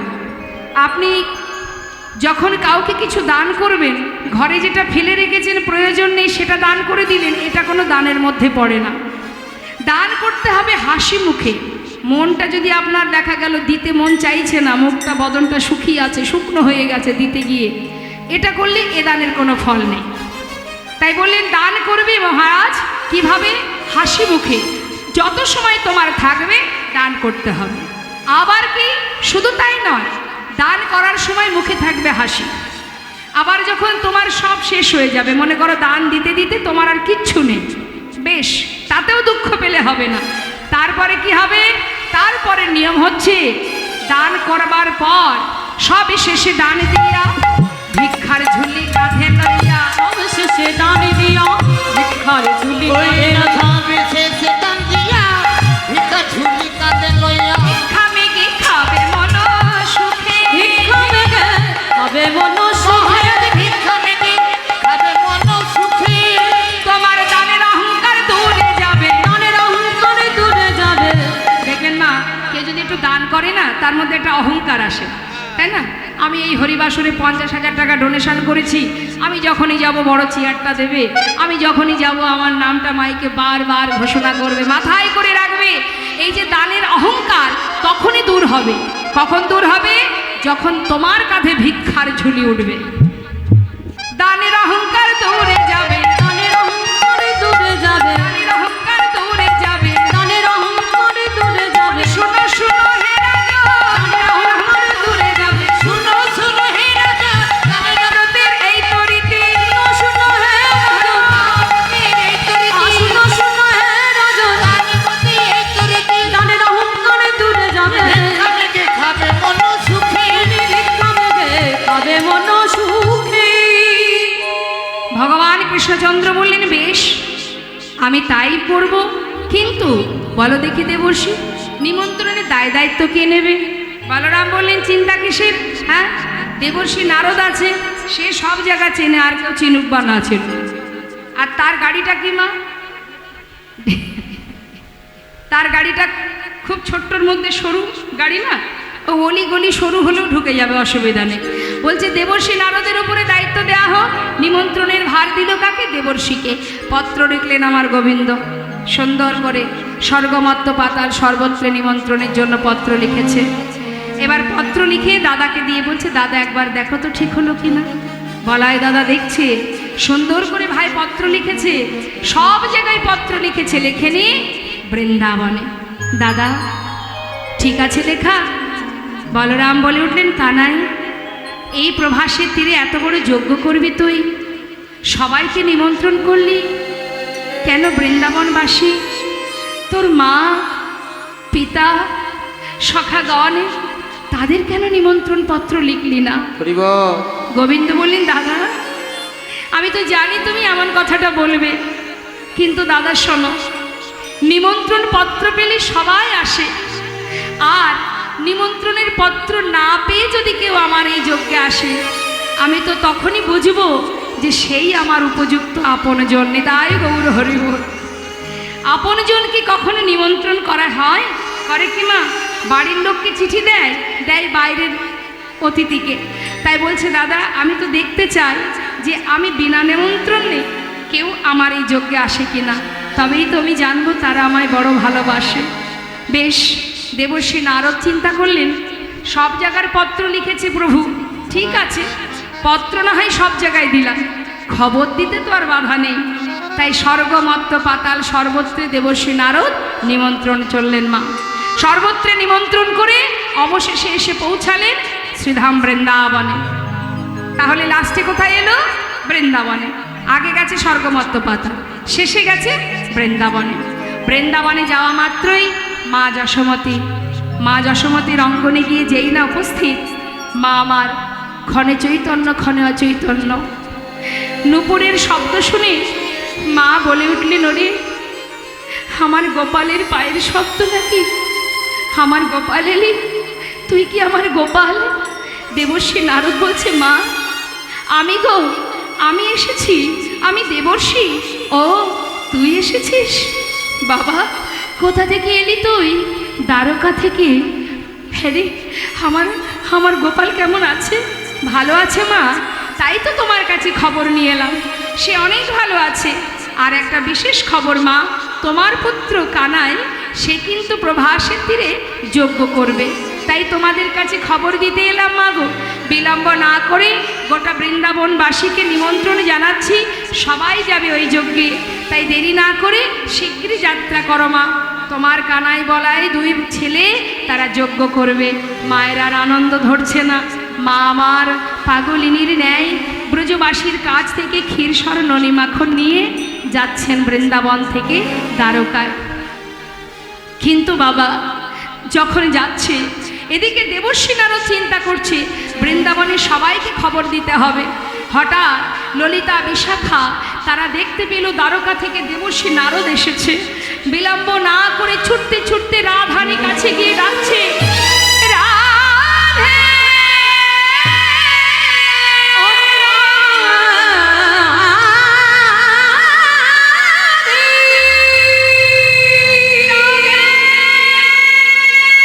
রাধে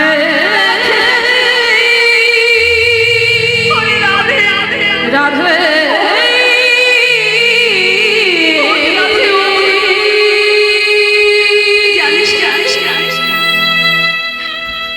দ্বারকা থেকে দেবর্ষী নারদ এসেছে। ও তাড়াতাড়ি ওঠ, চল আমরা যাই, তোর বধূ কেমন আছে একবার শুনে আসি।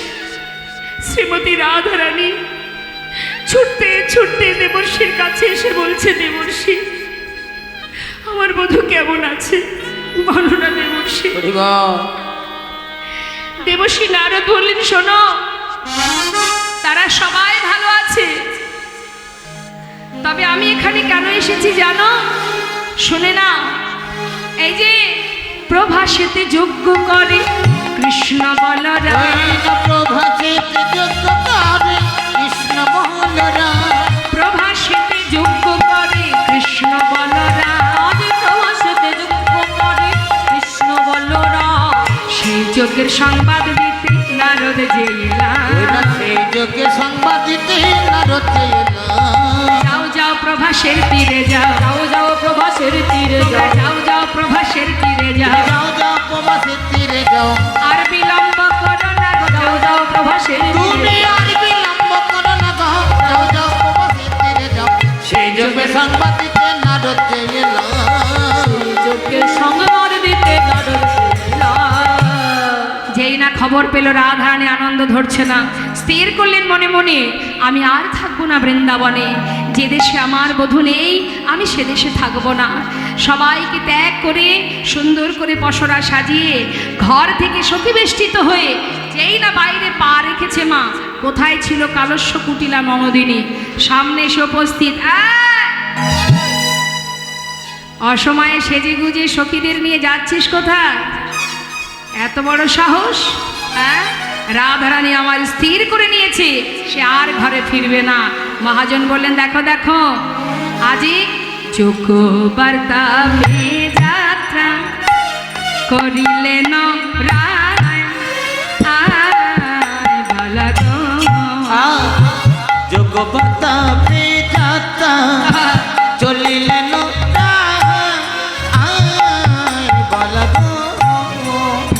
সখীগণ সঙ্গে চলে সহিত বড়াই, সখীগণ সঙ্গে চলে সহিত বড়াই। ওই না যোগ্য বার্তা পেয়ে যাত্রা চলিলেন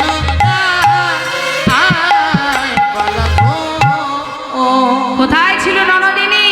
তখন কুটিলা হে কুটিলে ওই রাখালেতে মনুষ্য তখনে কুটিলা হে কুটিলে কেন রাখালেতে প্রাণ সপিলে কুটিলা হে কুটিলে ওই রাখালেতে মনুষ্য পিলে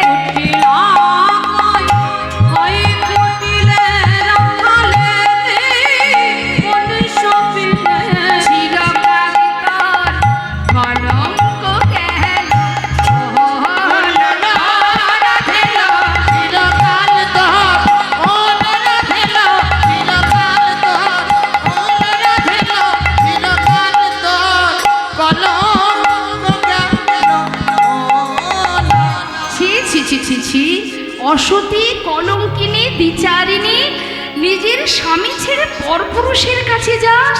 হ্যাঁ বল কোথায় যাচ্ছিস?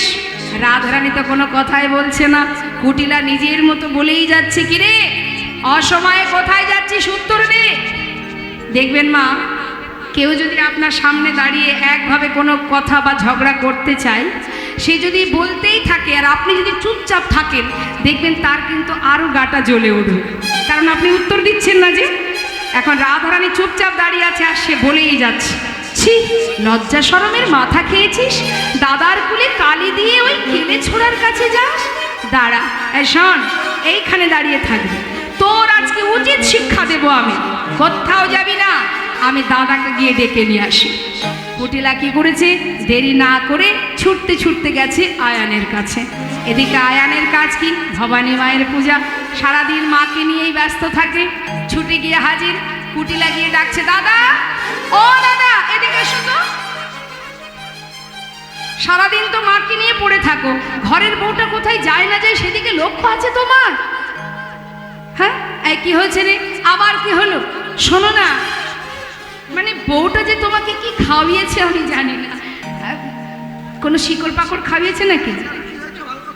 না মানে বুঝতে পারি না, তুমি দেখি ওই বোর কথায় ওঠো আর বসো, ওঠো আর বসো। তোমার বউ যাচ্ছে তোমার কুলে কালি দিয়ে কেলে ছোড়ার কাছে, লক্ষ্য আছে সেদিকে তোমার? আয়ান বলছে, শোন কুটিলা, এই প্রতিদিন তোর এই কথা আমার আর সহ্য হয় না। এই তুই কি প্রমাণ দিতে পারবি? হ্যাঁ, আজ হাতে নাতে প্রমাণ দাঁড় করিয়ে রেখেছি, চলো আমার সঙ্গে। যেই না বলেছি, আয়ান বলছে, তবে শোন কুটিলা, যদি দেখি ঘরের বউ যাচ্ছে পরপুরুষের কাছে, ওকে মায়ের কাছে বলি দিয়ে তবে ঘরে ঢুকবো। আর যদি দেখি কথাটা মিথ্যা, তুই বুঝতে পারছিস তো তোর কি হাল হবে। আর আমি তোকে বাঁচিয়ে রাখবো না, প্রতিদিন তোর এই জ্বালা আমি আর সহ্য করতে পারছি না। তবে বেশ, দাঁড়া এখানে। আয়ান কি করেছে মা, ক্রোধেতে আয়ান হয়ে কম্পমান, ক্রোধেতে আয়ান হয়ে কম্পমান, আয়ান হয়ে কম্পমান, ক্রোধেতে আয়ান হয়ে কম্পমান, বসি তুলে নিল হাতে, ক্রোধেতে আয়ান হয়ে কম্পমান, বসি তুলে নিল হাতে। কাঁপিতে কাঁপিতে দাঁড়ালো আসিয়া কুটিলার সম্মুখে, কাঁপিতে কাঁপিতে দাঁড়ালো আসিয়া কুটিলার সম্মুখে। এই দেখ বসে নিয়ে এসেছি, এই দেখো নিয়ে এসেছি, এই দেখ বসে নিয়ে এসেছি, এই দেখ বসে নিয়ে এসেছি, ফুলের কাঁটা দূর করিতে, এই দেখ বসে নিয়ে এসেছি, ওই ফুলের কাঁটা দূর করিতে, এই দেখ বসে নিয়ে ওই এসেছি। না কাঁপিতে কাঁপিতে দাঁড়ালো সিয়া কুটিলা সম্মুখেতে, কাঁপিতে কাঁপিতে দাঁড়ালো আসিয়া কুটিলার সম্মুখে। ওষি নিয়ে রাধারানীর সম্মুখে গিয়ে দাঁড়ালেন। দাঁড়িয়ে কি বললেন, এই বউ, এই ভর দুপুরে আমাকে ছেড়ে কোথায় যাচ্ছিস? ছি ছি ছি ছি ছি ছি, লজ্জা লজ্জা, নিজপতি তেজি পরপতি ভোজি, নিজপতি তেজি পরপতি ভোজি, নিজপতি তেজি পরপতি হ্যাঁ ভোজি, নিজপতি তেজি পরপতি ভোজি, বুঝিলি রাখাল সহনে, নিজপতি পরপতি ভোজি, বুঝিলি রাখাল শানে। তোর হলো পূর্ণকাল ঘুচাবো জঞ্জাল, এই ছিল তোর কপালে, পূর্ণকালে ঘুচাবো জঞ্জালে ছিল কপালে, পূর্ণকাল ঘুচাবো জঞ্জাল, এই ছিল তোর কপালে, ওই হলো পূর্ণকালে ঘুচাবো জঞ্জালে ছিল কপালে। রাধে তোর প্রাণনা শিব, রাধে তোর কান্না ওই না রাধে তোর প্রাণনা শিব, রাধে তোর কান্না শিব, ফুলের কাঁটা দূর করিব, রাধে তোর প্রাণনা শিব, ফুলের কাঁটা দূর করিব, রাধে তোর কান্না শিব, হলো পূর্ণকাল ঘুচাবো জঞ্জাল, এই ছিল তোর কপালে, হলো পূর্ণকালে ঘুচিব জঞ্জাল, এই ছিল তোর কপালে। ওই হলো পূর্ণকালে ঘুচাবো জঞ্জালে ছিল কপালে। তোর পাপে পরিপূর্ণ হয়ে গেছে, এবার তোকে মরতে হবে। এই বলে যখনই ওষি তুলেছে মা, রাধানী চিন্তা করলেন আর তো নয়, এবার আয়ানকে পুরবের কথা জানাতে হবে। বিলম্ব না করে মা যোগমায়াকে স্মরণ করলেন। মা যোগমায়া যোগেশ্বরী রাধানীর অঙ্গে প্রবেশ করে কালী মূর্তি হয়ে দাঁড়ালেন প্রেমময়ী রাধারানী। কি করলেন, নবকদম্বিনী যিনি রসের পরিপাটি, নবকদম্বিনী যিনি রসের পরিপাটি, ওই নবকদম্বিনী যিনি আজ রসের পরিপাটি, আয়ে গো তোরা দেখে যা।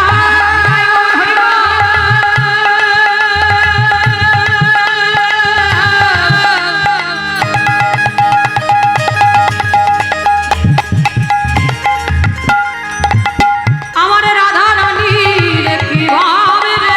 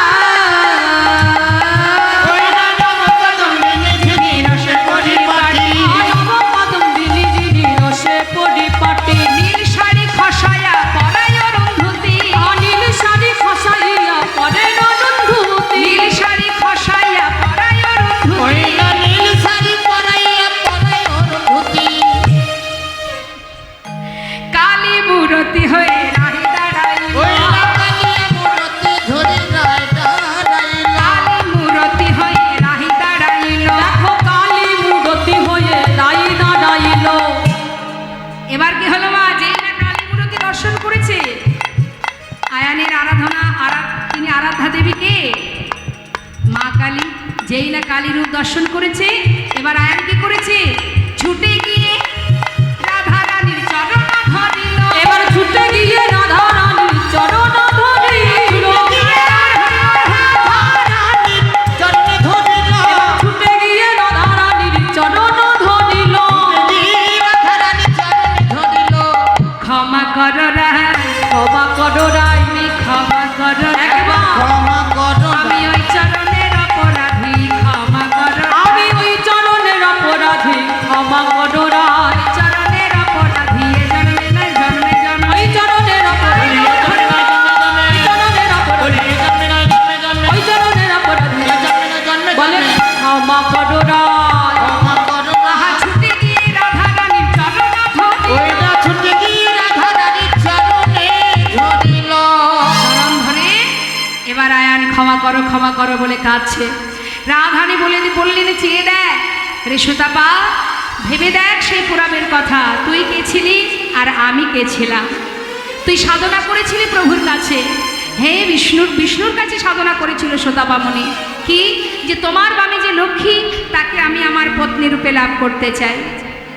তখন বিষ্ণু বলেছিল, দেখো সুতাপা, এ বর তুমি চেও না, আমাকে লক্ষ্মী ছাড়া করো না, তুমি অন্য কোনো বর চাও।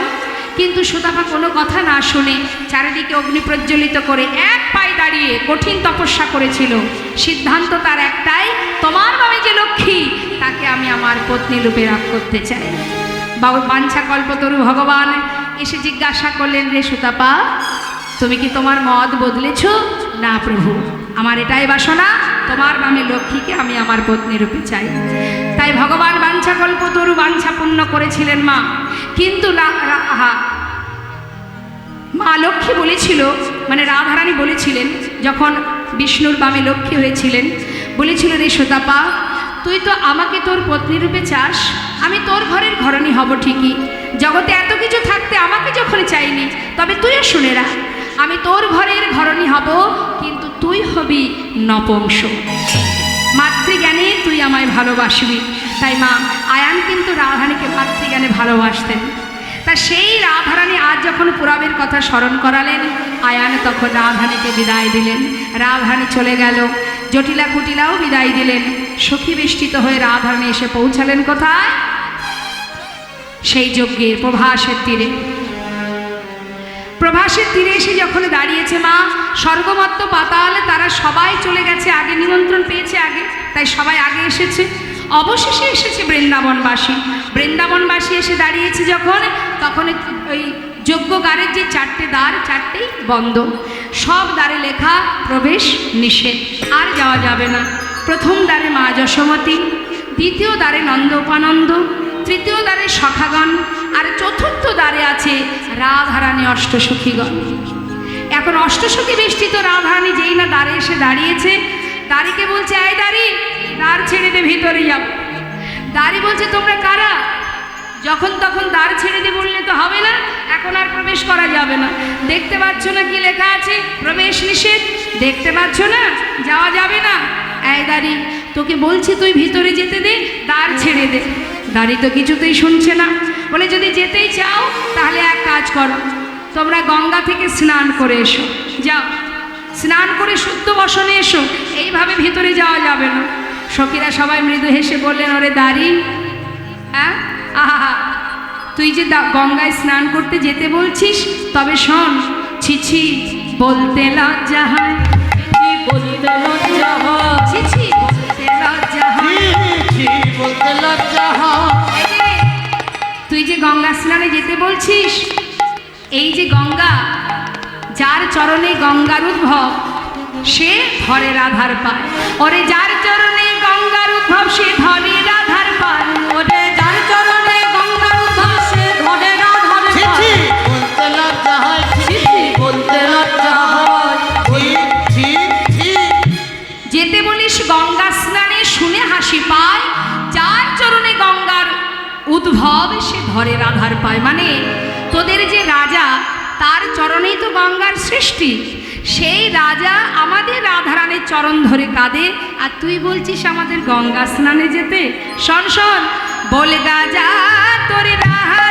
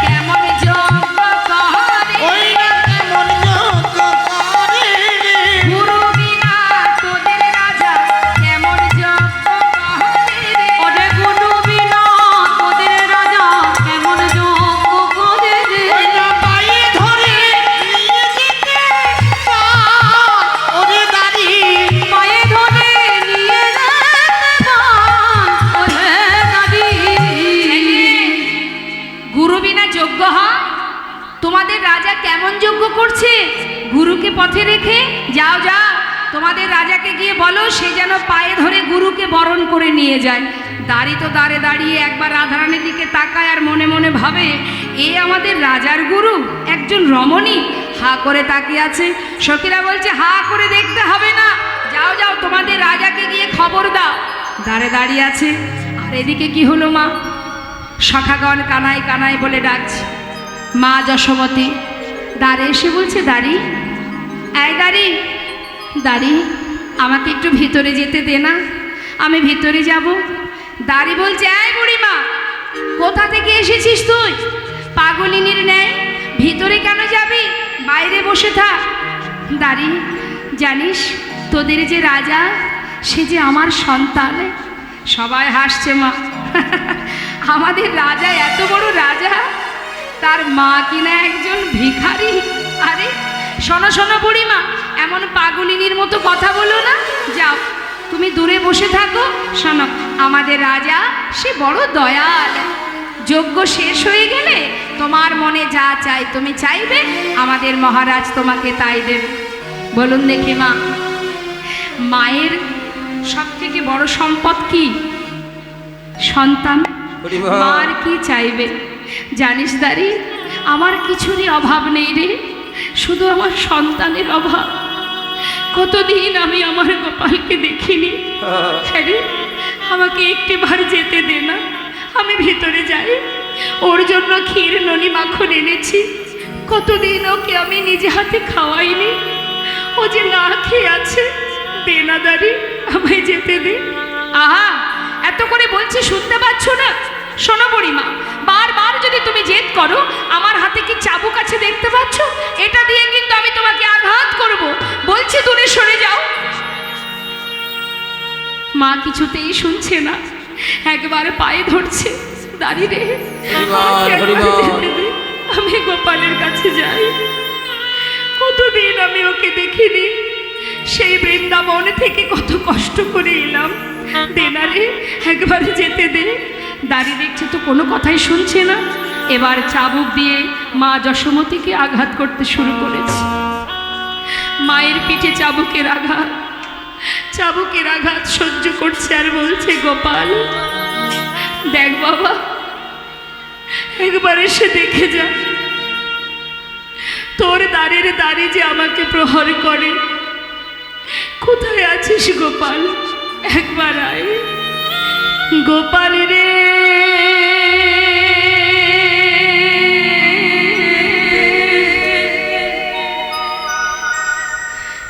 সারা দে গোপাল, সারা দে।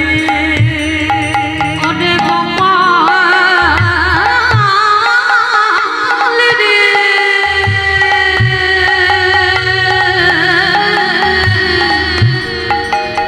সারা দে গোপাল, সারা দে।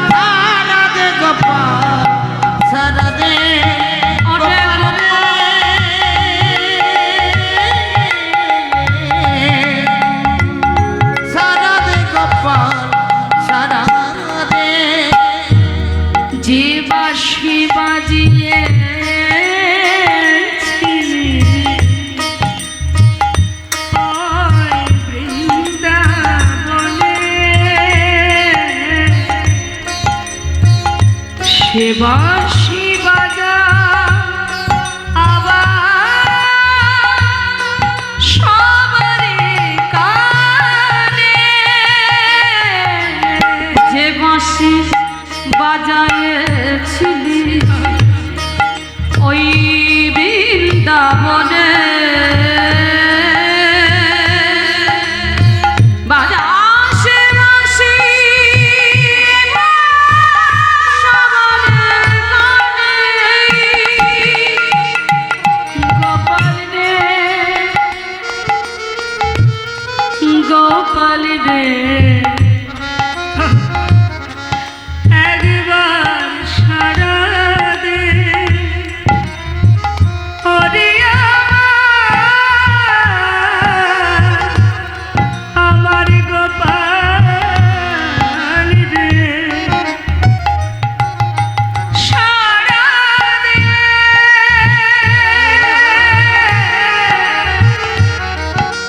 ওরে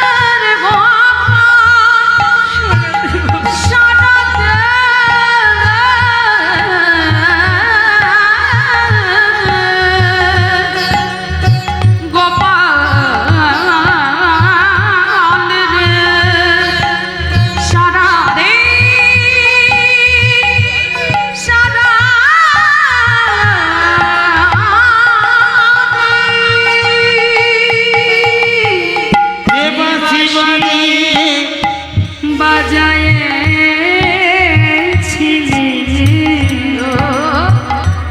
বৃন্দাবনে, সে বাঁশি বাজা আবার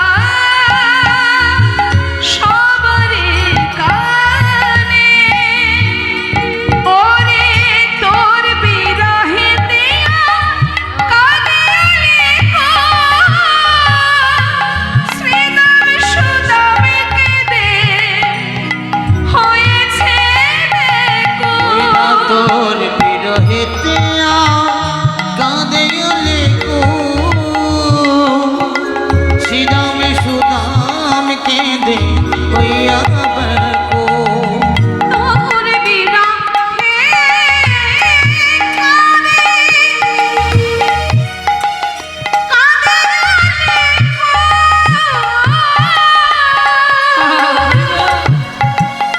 শ্রীরাম সুদাম হয়েছে সোনার ব্রজয়া, সোনার গজা সোনার ব্রজয়া,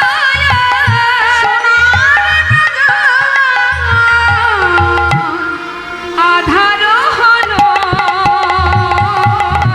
সারা দে গোপাল, গোপাল রে, সারা দে গোপাল, সারা দে।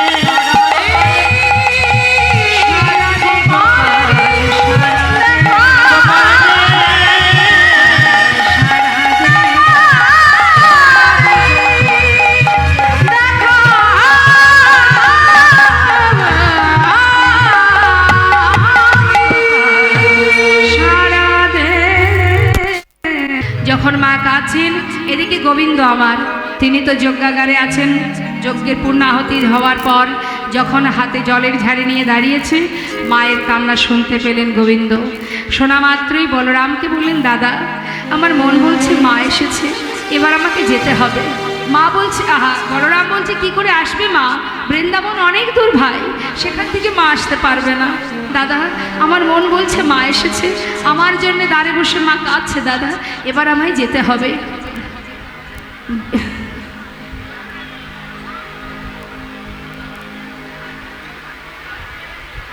জয়নিতাই হরে কৃষ্ণ।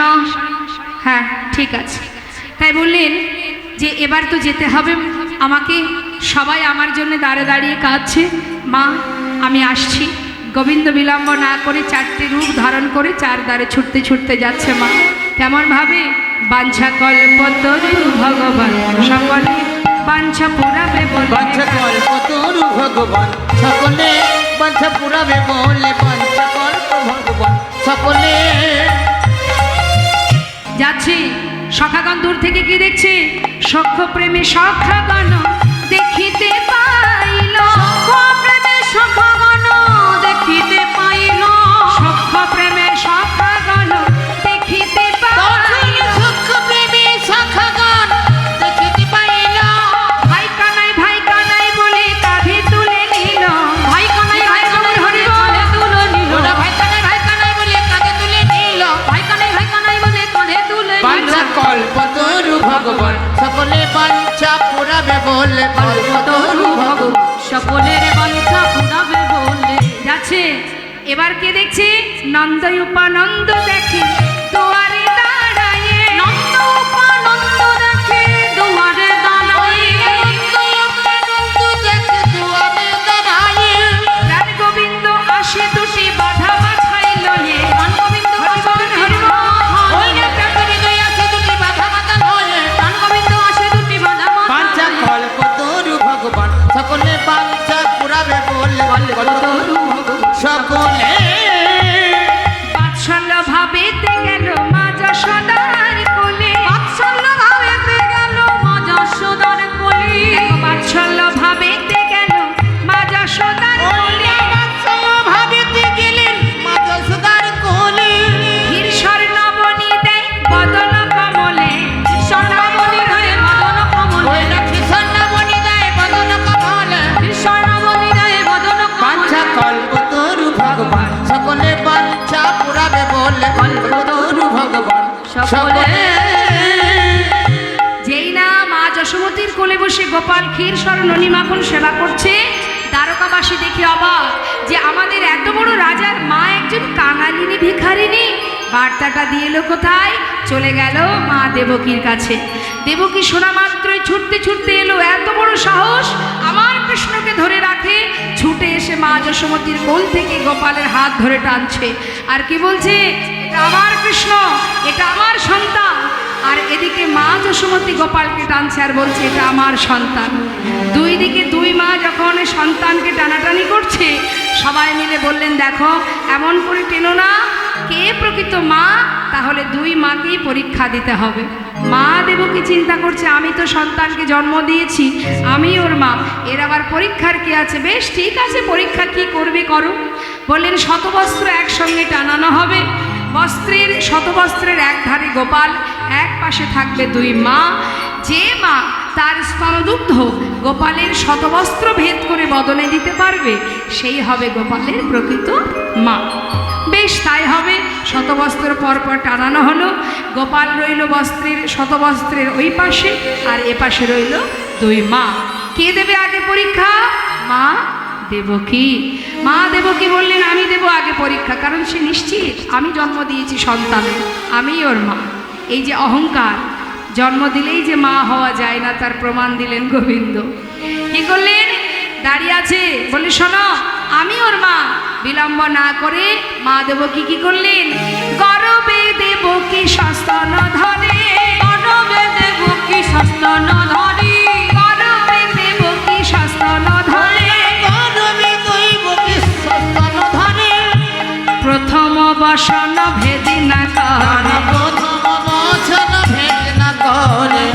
অবসন ভেদ না করে, ভেদ হল না, ভেদ হল না, ভেদ হলো না, প্রথম বসন ভেদ হল না, প্রথম বসন ভেদ হল না, প্রথম বসন ভেদ হলো না, প্রথম বসন ভেদি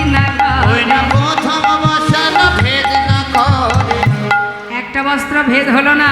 যেই না মা পরাজিত হলেন, মা মনে মনে ভাবলেন আমি সন্তানকে জন্ম দিলাম, আমি কেন ওর মা হতে পারলাম না? এবার সবাই বললেন, সোনা দেবকী তুমি সরে যাও। মা যশোমতী এলো, বললে দেখো এবার তো তোমায় পরীক্ষা দিতে হবে। নিতাই গৌর হরিবল। হরে কৃষ্ণ। লীলা চলার মধ্যে দিয়ে একটা কথাই বলবো, আপনার সবাই জানেন এত বড় মহতি হরিবাসর কখনো একার দ্বারা সম্ভব নয়, বা ভগবান কখনো একার অর্থ দিয়ে তিনি সেবা করেন না। তিনি ভিক্ষা বড় ভালোবাসেন, ভক্তের কিঞ্চিত দান তিনি বড় ভালোবাসেন। তাই মন্দির কমিটির ভক্তবৃন্দ আপনাদের কাছে ভিক্ষার ঝুলি নিয়ে যাচ্ছে। আপনাদের সামর্থ্য অনুযায়ী যতটা পারবেন প্রভু সেবা গোবিন্দ সেবার জন্য আপনারা দান করুন। ভগবানের সেবাও চলছে, আবার এখানে ভক্ত সেবাও হচ্ছে। তাই এই হলো উত্তম দান, শ্রেষ্ঠ দান। ভগবানের সেবার তরে দান, ভক্ত সেবার তরে, বৈষ্ণব সেবার তরে দান। তাই আপনারা বঞ্চিত হবেন না এই সেবা থেকে। সামর্থ্য অনুযায়ী কেউ কিন্তু ফিরিয়ে দেবেন না, দিও কিঞ্চিত না করিও বঞ্চিত। সবাই দান করবেন ভগবানের সেবার জন্য, ভক্ত সেবার জন্য। যাচ্ছে কমিটির ভক্তগণ ভিক্ষার ঝুলি নিয়ে। নিতাই গৌর হরিবল হরিবল। কথা বলবেন না, আপনাদের কাছে কাছে যাবে। ধীরে ধীরে আপনাদের দক্ষিণ আপনারা দান করবেন আর মন্দির লীলা আস্বাদন করুন। এবার মা যশোমতী এসে দাঁড়ালেন বস্ত্রের এপাশে, দাঁড়িয়ে বলে উঠলেন, গোপাল আমি জানি না আজকের পরীক্ষায় আমি উত্তীর্ণ হতে পারবো কিনা, তবে বাবা জগতে সবার কাছে যদি আমি পরাজিত হয়ে যাই, যদি আমি তোর মা হতে নাও পারি, আমার কোনো দুঃখ নেই। শুধু তোর কাছে আমার একটা নিবেদন, আমি তো জানি তুই আমার সন্তান, তুই যদি আমায় ভালোবাসিস আমি আর কিছু চাই না। এই হচ্ছে দীনতা বাবা। দীনতা না থাকলে কখনো গোবিন্দকে বাধা যায় না। মা যশোমতীর মধ্যে ছিল দীনতা। কখনো কোনো অহংকার দিয়ে তাকে পাওয়া যায় না, ক্রোধ দিয়ে তাকে পাওয়া যায় না, পাণ্ডিত্য দিয়ে কখনো পাওয়া যায় না, অর্থ দিয়ে ভগবানকে পাওয়া যায় না। তাকে পেতে গেলে শুদ্ধ ভক্তি, প্রেম, শুদ্ধ ভালোবাসা। মা যশোমতী আর তিনি বললেন, গোপাল আমি তোর মা হই বা না হই, আমি তো জানি যে তুই আমার সন্তান। তাই মা বিলম্ব না করে এবার গোপালকে ডাকছে। গোপাল গোপাল গোপাল বলে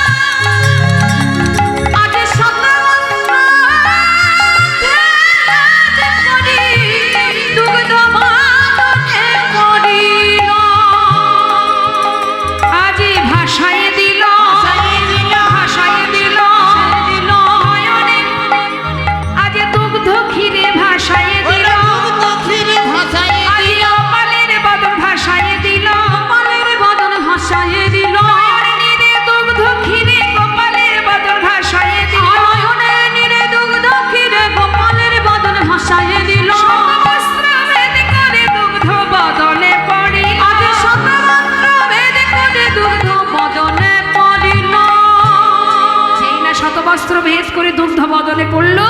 জিজ্ঞাসা করলেন মা দেবকী, আমি কেন দুগ্ধ দিতে পারলাম না? তুই তো আমারই গর্ভে এসেছিলি বাবা, আমি তো তোকে জন্ম দিলাম, তবে আমি কেন তোর মা হতে পারলাম না? তখন গোবিন্দ বলে উঠলেন, একবার চিন্তা করো পুরাবের কথা।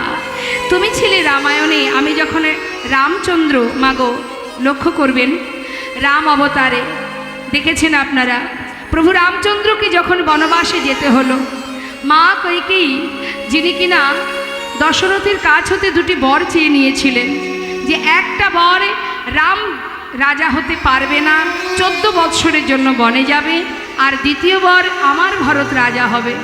মা, সেদিন আমি তোমার কথা মতো যখন বনে যাই, আমার মা কৌশল্যা আমার জন্য 1 বাটি দুগ্ধ এনেছিল।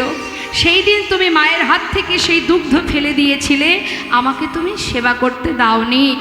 আরও শুধু তাই নয় মা, 14 বৎসর পর যখন আমি ফিরে আসি, তখন তুমি আমায় বলেছিলে, রাম, আমি বড় অপরাধ করেছি বাবা, তাই এর পরের জন্মে আমি যেন তোর মা হতে পারি, আমি যেন তোকে সন্তানরূপে কাছে পাই। মাগো, আমি বলেছিলাম তোমার বাঞ্ছা পূর্ণ হবে। আমি তোমার গর্ভে এলাম, তোমার গর্ভ থেকে ভূমিষ্ঠ হলাম, হওয়া মাত্রই তুমি বাসুদেবের মাথায় করে আমাকে গোকুলে পাঠিয়ে দিলে। বলো না মা, সেই দিনও কি তুমি আমাকে 1 ফোঁটা দুগ্ধ পান করিয়েছিলে? তাহলে আজ কেন আমি দুগ্ধ পান করব? তাহলে মা যশোমতী, তিনি কি করে দুগ্ধ দিল? না, ইনি ছিলেন সেই ধরাসতী, যিনি একটি স্তনের বিনিময়ে বৈষ্ণব সেবা দিয়েছিলেন, ভগবানের সেবা দিয়েছিলেন। মাগো, সেই একটি স্তনে কিভাবে দিল দেখুন। ধরাদ্রোণ দুজনে ভিক্ষা করে দিন কাটায়। একদিন ভগবান মনে মনে স্থির করলেন যে দ্রোণের ঘরে আমি যাব, দেখি সে কেমন বৈষ্ণব সেবা দেয়। তাই তিনি বিলম্ব না করে দ্বাদশী তিথিতে ভক্ত দেবর্ষী নারদকে বৈষ্ণব রূপ ধারণ করিয়ে নিজে বৈষ্ণব সেজে নিমন্ত্রণের অতিথি হয়ে গেছে, অতিথি হয়ে গেছে ওই ধরাদ্রোণের ঘরে। এদিকে বৈষ্ণব সেবা দেওয়ার জন্য দ্রোণ বিলম্ব না করে ভিক্ষায় বেরোলেন। মা ভিক্ষায় গেলেন বটে, কিন্তু সেদিন কোনো ভিক্ষা পেল না। তখন বদনটা মলিন করে ফিরে আসতে দেখে ধরাসতী বললেন, স্বামী, ঘরে অতিথি, অতিথি নারায়ণ, বৈষ্ণব সেবা যদি না দিতে পারি তাহলে যে অপরাধ হবে। বেশ, তুমি এক কাজ করো, তুমি ঘরে থাকো, আমি দেখছি কোনো উপায় করতে পারি কিনা। স্বামীকে ঘরে রেখে ধরা চললেন ভিক্ষায়। সবার দ্বারে দ্বারে গিয়ে ভিক্ষা চাইলেন, কেউ দিল না। নিজে নিজে মনে মনে ভাবলেন, আমি যদি অতিথি সেবা দিতে না পারি, অতিথি নারায়ণ, নারায়ণের সেবা থেকে যদি আমি বঞ্চিত হই, আমার যে অপরাধ হবে, তাহলে এ প্রাণ বাঁচিয়ে রেখে লাভ কি? আর আমি বাঁচতে চাই না। বিলম্ব না করে তিনি যাচ্ছেন নদীতে প্রাণ বিসর্জন করতে।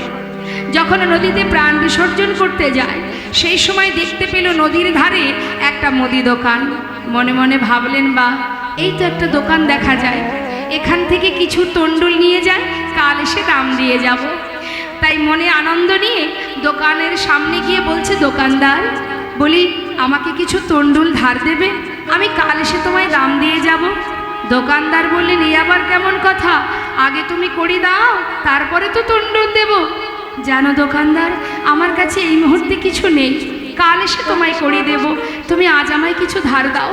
জানো, ঘরে আমার অতিথি, আমি যে তাকে সেবা দেব বলে এসেছি, কিছু তো তুমি আমাকে তণ্ডুল ধার দাও। দোকানদার বললেন, শোনো, আমি তো ধারে বেচা কেনা করি না, যদি কিছু দিতে পারো তার বিনিময়ে তোমায় আমি দেব। বলে, আমার কাছে তো কিছু নেই, আমি তোমায় কি দেব বলো? দোকানদার বললেন, আছে, আমি দেখতে পাচ্ছি আছে, তুমি শুধু কথা দাও তুমি দেবে কি না। আছে আমার কাছে? ঠিক আছে, যদি আমার কাছে থাকে আমি অবশ্যই দেব, পারবে তো? 3 সত্য করো। বেশ, দেব দেব দেব। এবার তো বলো কি চাই তোমার, তার বিনিময়ে কিছু তণ্ডুল আমি নিতে চাই, বলো কি নেবে তুমি? পারবে আমি তোমার একটি স্তন আমায় দিতে? দোকানদার, তুমি কি বলছো? তুমি জানো স্তনের অধিকার একমাত্র সন্তানের থাকে, তুমি কি করে চাইলে? এমন কথা বলো না, এই যে আমার অমঙ্গল হবে, আমি পারবো না। এমন এমন অলক্ষণী কথা তুমি বলো না দোকানদার। আমি তোমায় কথা দিচ্ছি, কাল এসে তোমায় আমি দাম দিয়ে যাব, কড়ি দিয়ে যাব, আমাকে কিছু তো দাও। শোনো, তুমি যদি দিতে না পারো আমিও তোমায় তণ্ডুল দেব না, চলে যাও। ধরাসতী চিন্তা করলেন, ঘরে আমার অতিথি সেবা, শুনেছি অতিথি নারায়ণ, এখন আমি কি করব? দোকানদারকে বললেন, বেশ তোমার কথা মানতে রাজি, তবে আমার একটা কথা রাখতে হবে। কি জানো তো, স্তনের অধিকার তো শুধু সন্তানের থাকে। তাই তুমি যদি একটি বারের জন্য আমাকে মা বলে ডাকতে পারো, তবেই আমার একটি স্তন আমি তোমায় দেব। ভোলানাথ দোকানদার সেজে বসে আছে, দুবাহু প্রসার করে বললেন, মা দাও, এই তো আমি হাত পেতেছি, আমাকে একটি স্তন দাও। একটি স্তন কেটে দোকানদারের হাতে, ভোলানাথের হাতে দিয়ে তার বিনিময়ে তণ্ডুল নিয়ে চললেন। ঘরে গিয়ে রন্ধন করে বৈষ্ণব সেবা দিতে যায়। হঠাৎ এক ফোঁটা রুধির পড়ে সম্মুখে। বলে উঠলেন, ভগবান বৈষ্ণব রূপে তুমি অপবিত্র, তুমি অশুচি, তুমি অপরাধ করেছো, আমি তোমায় অভিশাপ দেব। সঙ্গে সঙ্গে করজোড়ে বলে উঠলেন, এমন কথা বলো না, আমি কোনো অশুচি নই। জানো বৈষ্ণবগণ, আমি যে বড় বিপদে পড়ে, তবে অনেক কষ্টে, অনেক যন্ত্রণা সয়ে আজ আমি বৈষ্ণব সেবা দিচ্ছি। আমার একটি স্তনের বিনিময়ে তবে তণ্ডুল ধার করে আমি তোমায় সেবা দিলাম। আমি অশুচি, অপবিত্র নই। ভগবান বৈষ্ণব রূপে বলে উঠলেন, বেশ, আমি তো বুঝতে পারিনি, তুমি যখন তোমার একটি স্তনের বিনিময়ে আজ আমাদের সেবা দিলে, এত বড় ত্যাগ, এতটাই ভালোবাসা, এতটা ভক্তি তোমার, আজ আমি কথা দিলাম যে স্তনের বিনিময়ে তুমি সেবা দিলে, এর পরের জন্মে আমি তোমার সন্তান হয়ে সেই স্তনদুগ্ধ পান করব। নিতাই গৌর হরিবোল হরিবোল। সেই ধরা সতেই কিন্তু বৃন্দাবনে মা যশোমতী, যেই না প্রমাণ হলো যে কৃষ্ণের প্রকৃত মা হলেন মা যশোদা। এদিকে কি হলো মা, এদিকে আর একজন রাধারানী সখী বেষ্টিত হয়ে বসে আছে। হঠাৎ গোবিন্দ আমার সেই রাজবেশ পরিধানে ছুটতে ছুটতে আসছে।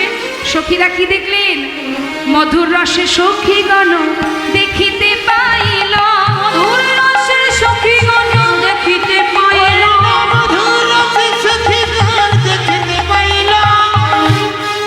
যেই না গোবিন্দ সেই রাজবেশ দেখেছে, সঙ্গে সঙ্গে রাধারানী কি করলেন, অভিমানী কমলিনী বদন ফিরাইল, অভিমানী কমলিনী বদন ফিরাইল, কমলিনী বদন ফিরাল, অভিমানী কমলিনী বদন ফিরাইল। পাঞ্চা কল্পতরু ভগবান সকলে পাঞ্চা পুরাবে বলে, কল্পতরু ভগবান সকলে। যেই না বদনটা ঘুরিয়ে দাঁড়িয়েছে মা, সখীরা বলছে, আয় রাধে, এমন মুখ ঘুরিয়ে দাঁড়ালি যে, যার জন্য এত কষ্ট করে আসা সে তো এলো, আবার মুখটা ঘুরিয়ে দাঁড়ালি কেন, একবার ফিরে চা। রাধারানী বলেন, সখী ওকে চলে যেতে বল, ওকে চলে যেতে বল, আমি কোনো রাজাকে ভালোবাসিনি রে, আমি তো ভালোবেসেছিলাম বৃন্দাবনের এক রাখাল বালককে, রাজবেশ তো আমি চিনি না, চলে যেতে বল।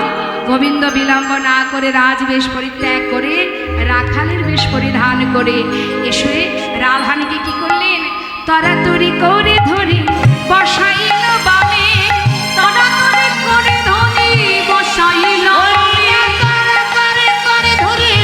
বসাইল বামে, নিজ বসনে মুছাইল রাই মুখ ঘামে, নিজ বসনে মুছাইল রাই মুখ ঘামে, নিজ বসনে মুছাইল রাই মুখ ঘামে, নিজ বসনে মুছাইল রাই মুখ পাঞ্চা ঘামে। কল্পতরু ভগবান সকলে পাঞ্চা পুরাবে বলে, কল্পতরু ভগবান সকলে।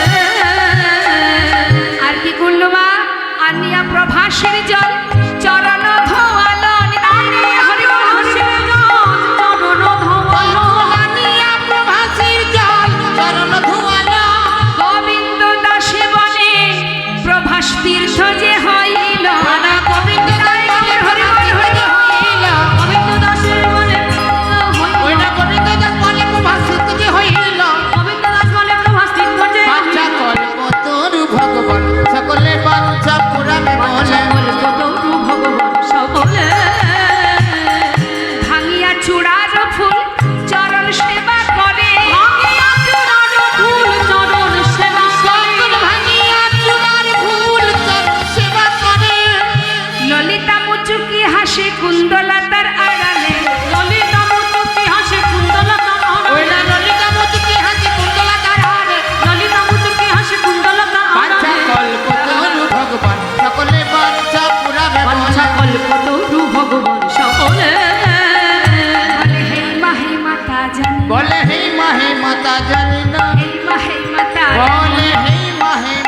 জানি না পুরুষ নারীর সেবা করে হেই মা তা জানি বলে পুরুষ নারীর সেবা করে হেই মা তা জানি না আলিয়া মালতির মালা রায়ের করে দিল মালতীর মালা রায় করে দিল আমি আমালতের মালা রাই করে দিল যেই না রাধানী হাতে দিয়েছে রাধানী কি করলেন মা বধুর গলায়